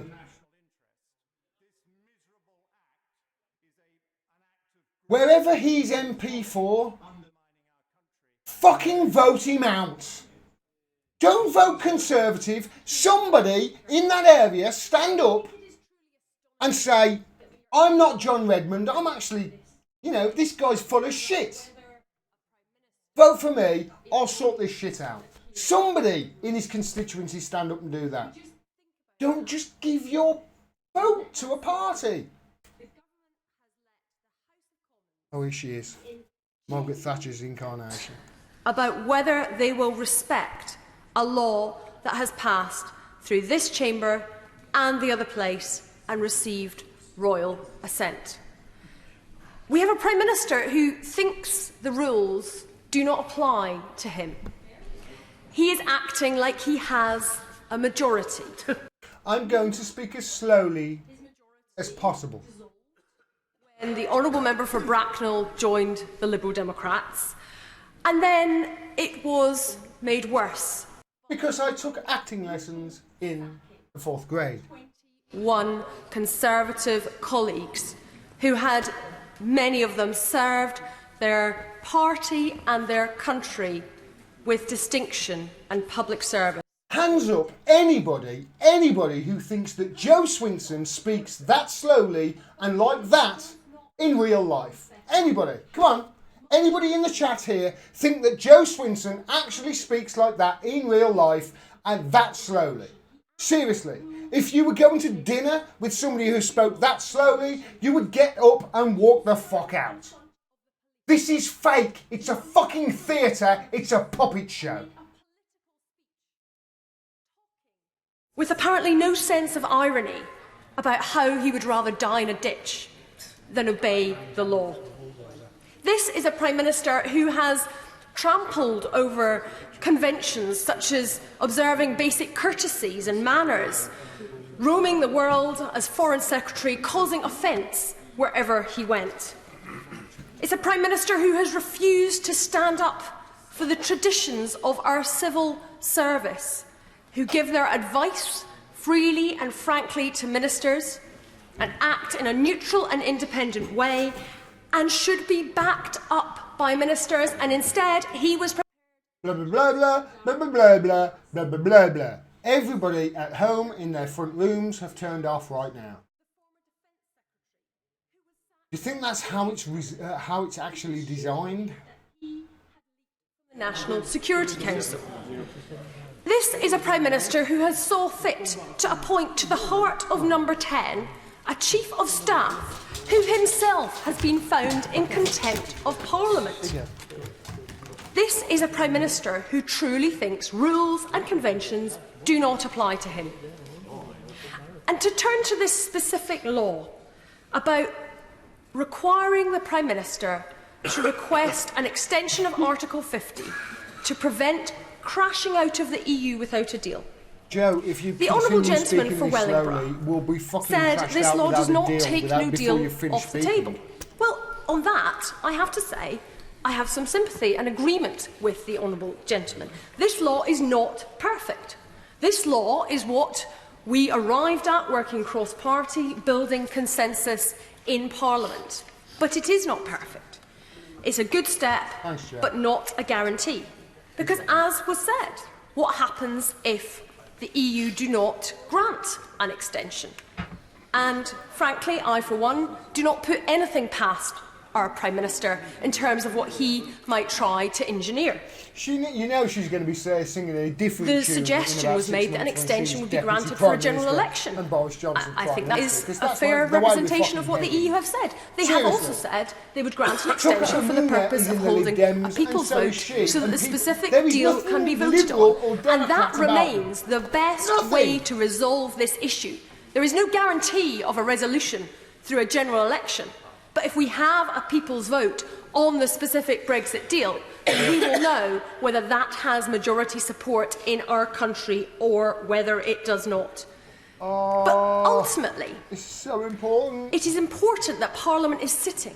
If people in that period after the European Council, the Right Honourable Gentleman from Wokingham said that normally a Prime Minister wouldn't be told how to conduct a negotiation, that they would bring back to the House of Commons and seek approval for what they had negotiated. Well, actually, this law does exactly that. It asks the Prime Minister to do his job, negotiating in Brussels, and go and either get a deal, or if he fails to get a deal, to come back to this House and hold a vote in Parliament to see whether there is approval for what he has achieved. I'll give way. Any limit on the kind of conditions that the EU could impose on us to get the extension that she would find unacceptable. Say they wanted billions of pounds of money that we need for schools and hospitals in Britain. She wants to just pay that. I have to say that's an absolute nonsense. As he well knows, our views on Brexit differ intensely. I think that the EU, in good faith, are likely to respond to a request for a genuine extension, such as for a people's vote, in a positive way. We had a people's vote. And it will be up to the House, ultimately, to be able to decide if the recommendation. All right. Let me just. I know the people watching this will not be bothered about Joe Swinson, and you know what? I'm not either. But if you have a vote, a referendum, and the referendum is in or out, and the people vote out, and they're told that it's a once in a lifetime referendum, it's the most important thing, then you know what? It doesn't matter how many people, if they broke the laws, blah, blah, blah, blah, blah, blah. It's a vote. It's a once in a lifetime. They voted leave. When they voted leave, this is what they did. And I know what they did. This is what they did. They went, fuck you! Fuck you! My life's shit.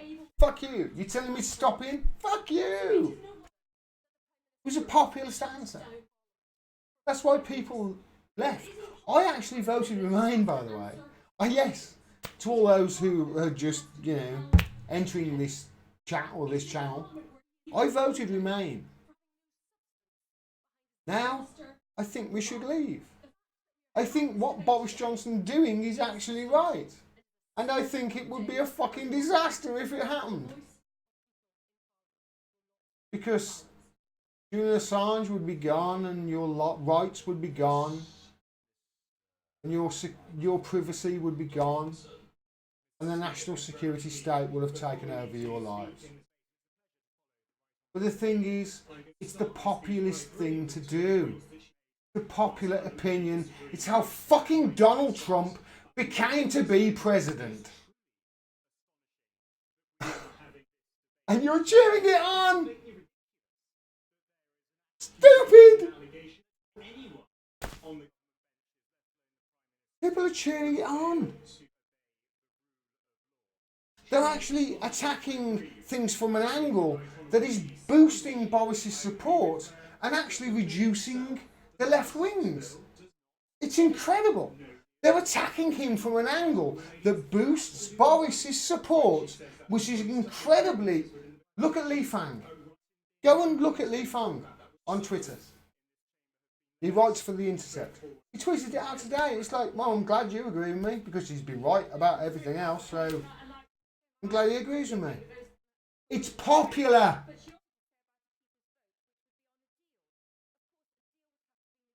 And they're attacking him from an angle that is literally going to build up the national security state and the establishment.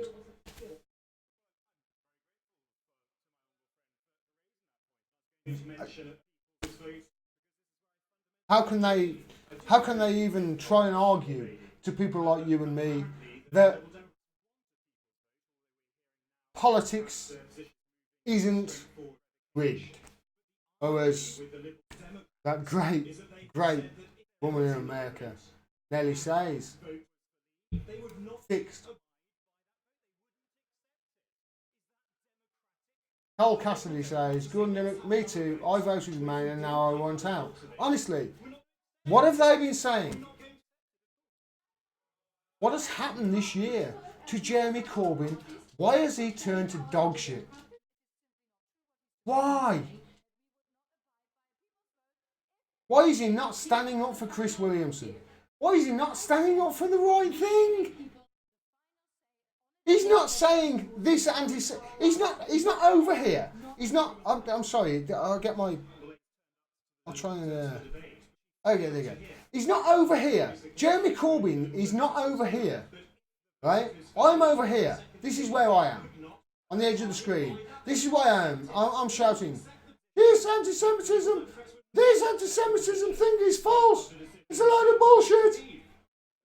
It's designed to just quash criticism of Israel!" That's what I'm saying from over here. Jeremy Corbyn's here. This is where Jeremy Corbyn is, here. He's saying, "We oppose racism in all its forms." Chris Williamson is about here. He's saying, "Hold on a minute. Whoa. Whoa, hold on a minute. We've backed off a little bit too much here. We need to go a little bit back there. You know? Got to go back that way." And all his supporters are over here, wherever the fuck, and going, "Oh, we support Jeremy Corbyn," dragging us.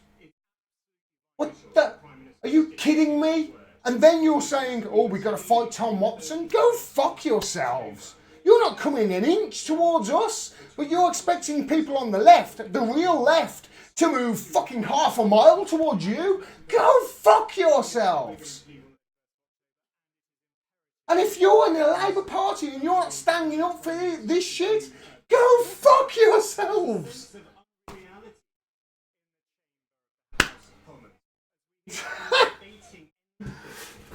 It's a joke.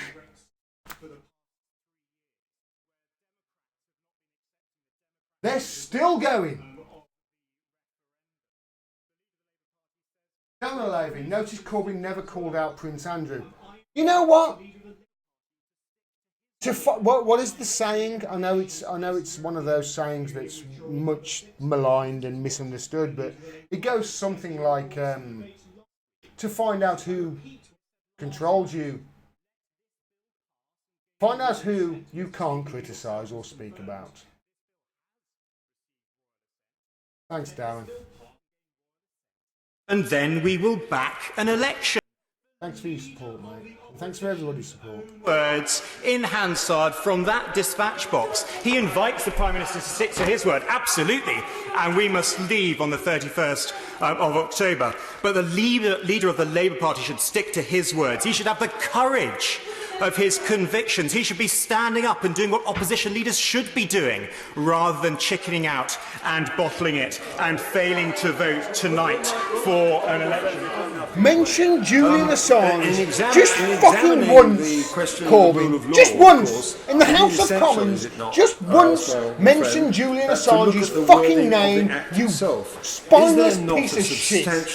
Seriously, just stand up and mention his fucking name. Upon the Prime Minister, not least of all because of the provisions contained in the so-called Kinnock Amendment. You won't even talk about him, guys. It is impossible what does that tell you? to and you're perform a attacking duty me for saying if the he's not doing framework it? within that duty is to be complied with, is itself incoherent and unclear. And that's what this bill does. Well, I'm very grateful to my honourable friend. So far, no one during the course of this debate has suggested that it would be proper to disobey the rule of law. I agree entirely. But does that not mean, does that prevent the government from examining precisely what the law does and does not say, but still abiding by the rule of law? I entirely agree with my honourable friend. The Labour's position on Brexit is entirely incoherent. The Shadow Foreign Secretary says that she's going to negotiate a deal, and then, having negotiated the deal, she's actually going to vote against the deal that she herself has negotiated. The Labour leader has said that he wants a general election to be called as soon as the bill is passed. The bill is passed, and he is still running away from a general election. The sense of unreality in this chamber of the House of Commons. We've had these debates for 3 years. My constituents are saying, get on with it. That is precisely what we should be doing. Thank you. And I hope for a really important position in called Boris Mr Austin Johnson's earlier, and then he was Nazi disappointed. cabinet. So that's what that guy I feel some basically compassion said. towards the honourable gentleman, Mr Ian Austin. Thank you, Mr Speaker. And the part of this motion that I want to speak about is about politicians upholding the rule of law. And I have to say right at the outset that I think it's absolutely incredible to hear the Leader of the Opposition lecturing anybody else about observing the rule of law. And, Mr Speaker, they've already started moaning, but they ought to listen. They ought to listen. They ought to listen. They're going to have to get used to it, because the points I'm going to raise... Listen to this. This is the sort of shit I mean. All right? This is the shit I mean. Carol Cassidy says, I am a Labour Party member too, but got barred from the local Facebook page. I must be too left-wing. There is none so blind as those who will not see. Just fucking think about that. Who are Facebook partnering with? Facebook are partnering with, guess what? The Atlantic Council. Do you know who is on the board of the Atlantic Council amongst other distinguished gentlemen? Henry fucking Kissinger. That's who the Atlantic Council is. Mike Pompeo. That's who the Atlantic Council is. That's who Facebook is. And now, I'm sorry, my dear, I can't remember your name. Carol Cassidy is banned from the local Facebook page from voicing her opinion because, you know what? She's too left-wing. Look, scroll up in the comments. Look at Carol Cassidy. Look at what is fucking happening to your country. Look at what is happening to your country.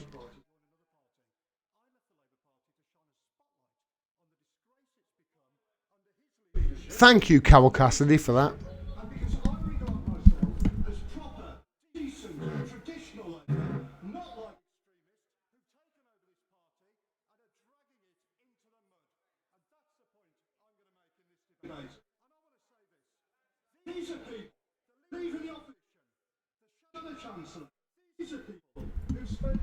He's rehearsed this.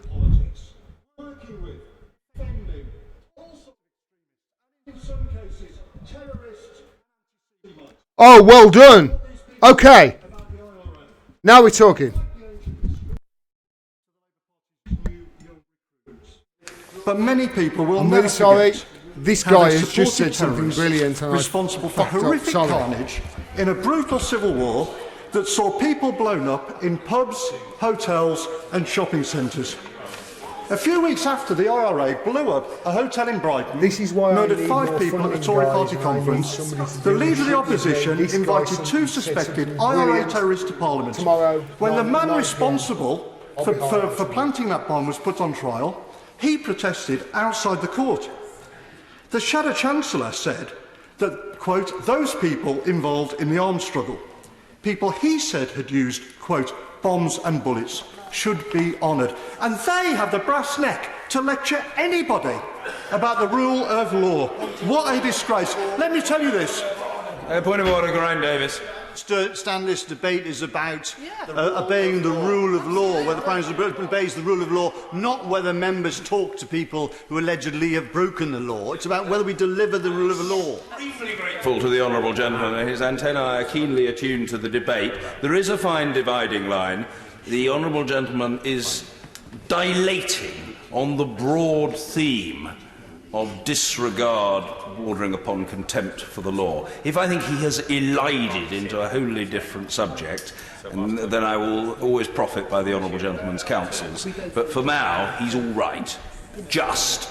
But I do warn the honourable gentleman that I hope his speech tonight, given that many other people wish to contribute, is not going to be as long as the speeches he used to deliver at the Students' Union. Hey man, Richard Archer has just said, Corbyn showed me he's a sellout. Who to vote for? Election to split Brexit vote across party lines. Referendum, too clear a choice. Richard, stand yourself, man. Seriously, stand yourself. You know better than these assholes. And when I say you know better, I mean you actually know better than these assholes. But this guy's pretty good.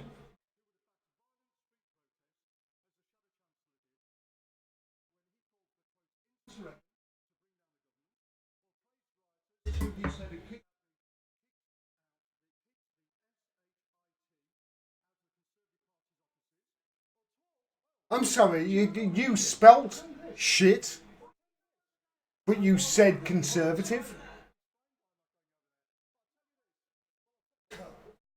Joke.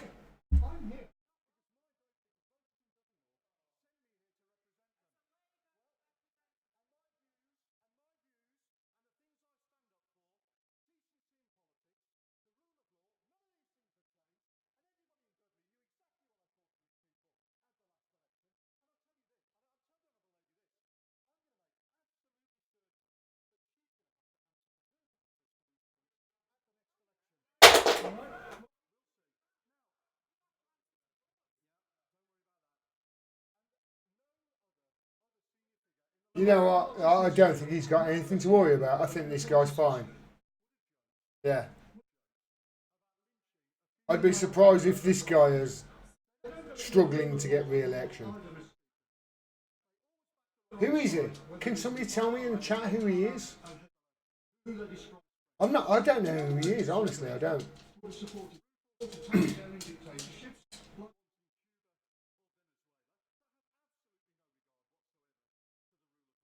And no previous Labour leadership would have allowed a party with a proud history of fighting racial prejudice to have been poisoned by racism, which is what's happened under these people.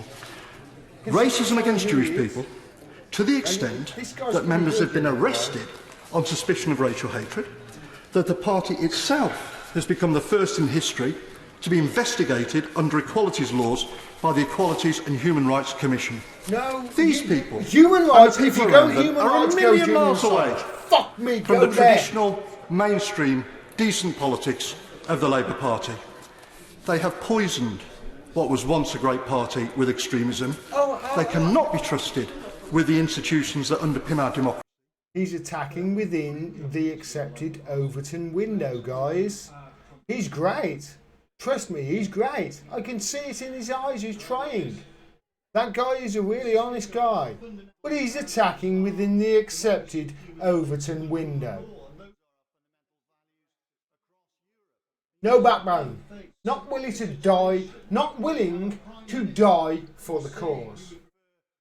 Die in a ditch than to deliver a law that is developed by our democracy, the mother of all democracies, in order to protect people's human rights. In order to protect people's human rights from a no deal. A no deal where we haven't seen the implications of the no deal, but a lot of it has leaked out. The reality is nobody in Britain voted for no deal. People did vote. They didn't vote for no deal, get out, do or die on the 31st of October. They don't want to die. The majority did vote to leave, but those people, certainly in Swansea, say to me, they voted for more money, more jobs, more control, and now they learn they won't get any of those from a Brexit. We see Ford leaving Bridgend, we see Airbus leaving, we see problems with Tata Steel, we see no more control, and we see no more money. And those people who voted to leave deserve a final say, a final vote. And certainly in terms of no deal, let me tell you something. They didn't. Right? Let me tell you something. I investigated this, right? Every one of these motherfuckers, when they get on the voter rolls, they call it in America. Excuse me. Every one of these motherfuckers right here, right? Every single one of them, when they originally stood for MP, you know, the first time they stood for MP, do you know what they get access to? The voter roll for the constituency that they are standing in. They have got access to the whole fucking all of them. It's usually, I would say, about 60,000 people, 60,000 homes, 60,000 home addresses, something like that. It's usually about that. They get the addresses of them all, right? All of them. Do you know how they win votes? Information. The more information a person gets, the more of an informed decision they can make. Makes sense, doesn't it? If you are in a party, that party will give you money. Oh, great! Oh, want to stand for that party then? You'll give me money? Well, not so much, because you know what? With money comes, you got to do this, dude. Oh, sorry, man. What have I got to do?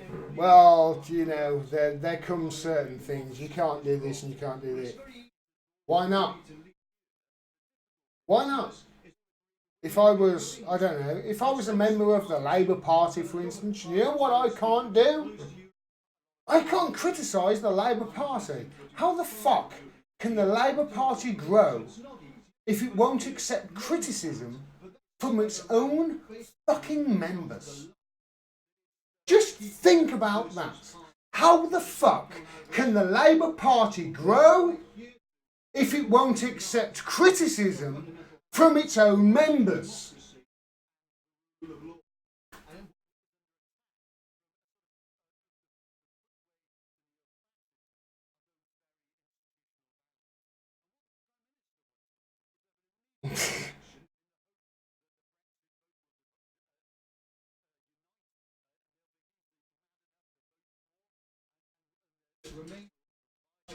We're fucked. You know why? People aren't watching this. They're watching Bake Off.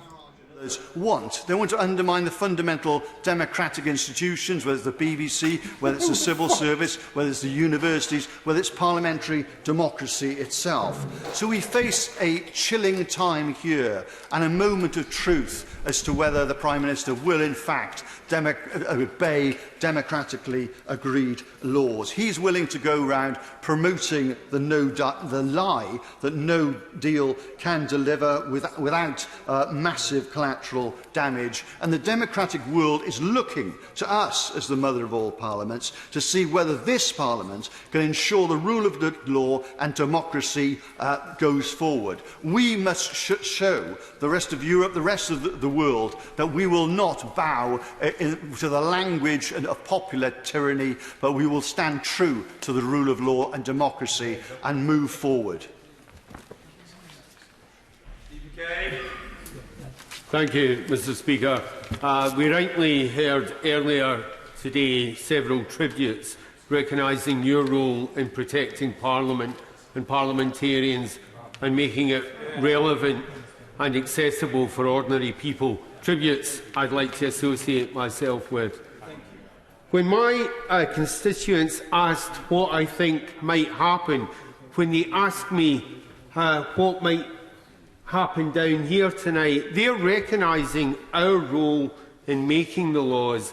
They're recognising that it's Parliament's job to seek solutions, and they're acknowledging that this is the place where we should argue and debate and pass the laws. Now I think people walking down this country are shocked to discover that the Prime Minister put so much effort. Hey everyone, I get asked quite a lot how you can help me if you know, you can't monetarily. I understand that people are struggling right now. I am too.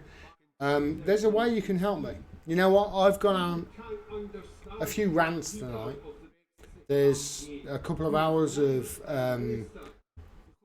me saying quite important things, I think, but I haven't got the time to go back and edit that shit. So if anybody has editing skills where they can edit a section of something that I say that can maybe be put in the video and put out, then I would really appreciate it, guys. And you know, who knows, I can do something for you in the future. I will be grateful, I promise you. So if anybody could do that, I really appreciate it. I will be doing it anyway because that's what I do, that's my job, but there's only so many hours in the day, and I just haven't got the money to just, you know, employ somebody to do it. Because, you know, let's face it, if I do employ somebody to do it, I want to do it on a living wage, and I'm not getting a living wage at the moment for what I do. So, yeah, so if anybody wants to help me and who has got those sort of skills, look back and just try and do something, and you know, I'll obviously promote you as much as I can. So thanks very much for that. We can really talk about the rule of law, how we can expect our constituents to respect the law when in such a crucial issue, those at the very top of our democratic institutions are showing such disrespect for Parliament and the law. The Prime Minister's behaviour is simply wrong. He's treating Parliament, the People's Parliament after all, with utter contempt. It's the Prime Minister and those around him who are using the language that we normally associate with repressive, dictatorial, anti-democratic regimes around the globe, in trashing the reputation of Parliament and parliamentarians and threatening to disobey the law. The Prime Minister is calling into question his fitness for office. This man led the Brexit campaign. He was the Foreign Secretary when the negotiations commenced. He's now the Prime Minister. He should be using every waking hour to conclude the deal on which he sold his Brexit plans. He shouldn't be closing down Parliament and running away from his responsibilities. Honourable friend, give way. I'll give way. I thank my honourable friend for giving way. Does he agree with me that if we don't reach a deal with the European Union whilst we're members of it, we will inevitably have to reach a trade deal from outside, and we would be negotiating from a position of abject weakness and therefore wouldn't get a good deal? Yeah, absolutely. Well, I think that's the conclusion that most rational people have come to. That seems the inevitability of where we're heading. So I was saying that it seems to me that he shouldn't be running away from his responsibilities, and we shouldn't even have to ask if the Prime Minister of this country will obey the law. It's unbelievable. I give way to my honourable friend. This debate is about the rule of law. And we should be clear, there should be no ifs or buts about it. No matter how powerful and self-important individual might feel, everyone should obey the law. I totally agree. Give way to the honourable lady. Does he share my concern that today, this evening, during this debate, we have heard from the opposite benches two irreconcilable positions? We've heard that the government will obey the law, but we've also heard that the government will deliver Brexit, do or die, on the 31st of October. And those two things are self-evidently contradictory. So therefore, the conclusion must be that there is backdoor shenanigans going on to evade the law, stretching every sinew to do so. Well, I think the terrible fear is that the Prime Minister and other members of the government are saying one thing and doing another, and that's what the resignation of the Secretary of State for Works and Pensions recently seemed to reveal. Mr. Speaker, it seems to me it's straightforward.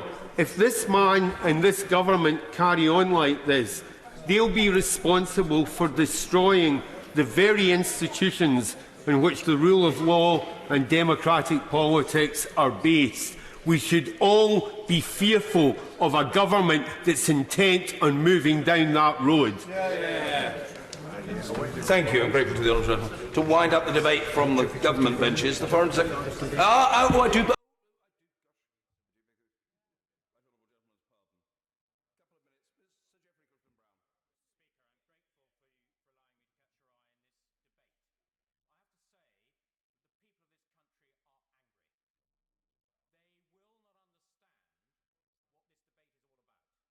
Hi everyone. Sorry about that. This is why I need assistance. So I've been watching this as you have now for hours. I mean, you know, and I'll try and encapsulate it and try and tell you exactly what's gone on. The puppet show continues, and they're going to have a break. And Boris Johnson might go, "Hey, we're not going to show this stuff." And you know what? If you're on the side that says he should, shame on you. Shame on you, because you're attacking him from the wrong position. The position you should be attacking him right now is from the position that, hey, Julian Assange, free press, motherfucker. You're talking about, you know, if we're talking about, you know, what is actually out there, if we're talking about what we need to know, why isn't Jeremy Corbyn attacking him over the persecution of Julian Assange? Why not? Why is he he's just concentrating, hey, I want to know what these communications were. That's basically what this whole theatre was. I want to know what these communications were between you and your pals on this WhatsApp group. That's what his argument is, and that's what these people voted for tonight. Honestly, that's what they did. I'm just going to try and... I'm sorry if you've your volume has been up. Hey, I'm a middle-aged man and I don't know technology. I need help. But think about it. That's what they're advocating for. They're basically saying, hey, we want these WhatsApp messages. It doesn't matter what they're for. It doesn't matter. Think about the precedent it sets. They can come after your shit. Anything you say on WhatsApp, anything you say on Facebook, anything you say on whatever it is, communication-wise, they can come after that shit. And you know what? If they can't, they will do parallel construction and find you on something else. This is the state that you're giving yourself over to. And Jeremy Corbyn is attacking people along lines that facilitate that. If he was to stand up, and if he was to attack them on lines that, you know, over the OPCW, Integrity Initiative, Julian Assange, blah, blah, blah, WikiLeaks, and all the other things that I've covered on my channel over the last 2 years, he would be Prime Minister fucking tomorrow. You know why? Because when Jeremy Corbyn stands up and he speaks to a crowd and he speaks from his heart and he speaks passionately, he inspires people. That's why they're fucking so afraid of him. He gained, what, 20 points on Theresa May in the last election? He's within 5 right now. But the thing is, Jeremy, when you do get that boost that you will do in the election, when the election is called, which we know it's going to be called, by the way, we're going to have an election before the end of the year. That you can be certain of. When it's called, if you don't stand up and grow a fucking spine and start unleashing these populist left weapons that you have in your arsenal, not only are you going to fucking lose badly, you're going to sacrifice Julian Assange on the altar of Brexit, and you're going to lead us down the path of right nationalism just because you were fucking afraid and didn't have a backbone strong enough to fight outside of the Overton window that the establishment have set for us.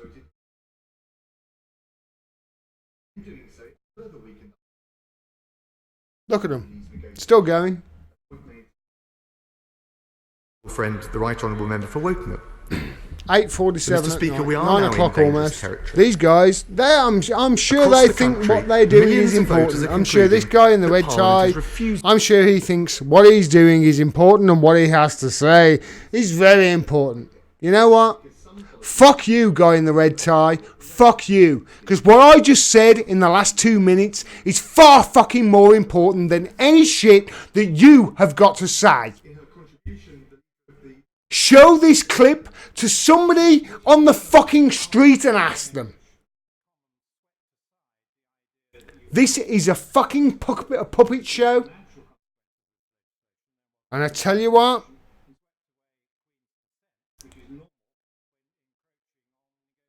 You know what my fear is? That people don't give a fuck. And 1984 was just volume 1. We're in it right now. It's going to get worse. Now, let's go and watch our 5 minutes of hate of Russia, shall we? Let's tune into the BBC. Thanks very much, everybody, for watching. I'm very sorry I've been negative tonight. You know what? Fuck it, I'm not. You like me because I'm honest with you. This is honesty. The fucking gloves are off. Every single one of these motherfuckers is fodder. They are not working for you. I am. Do you know why? I'm funded by you. I'm going to be honest. And fuck the lot of them. Thanks very much, everybody. Peace and take care.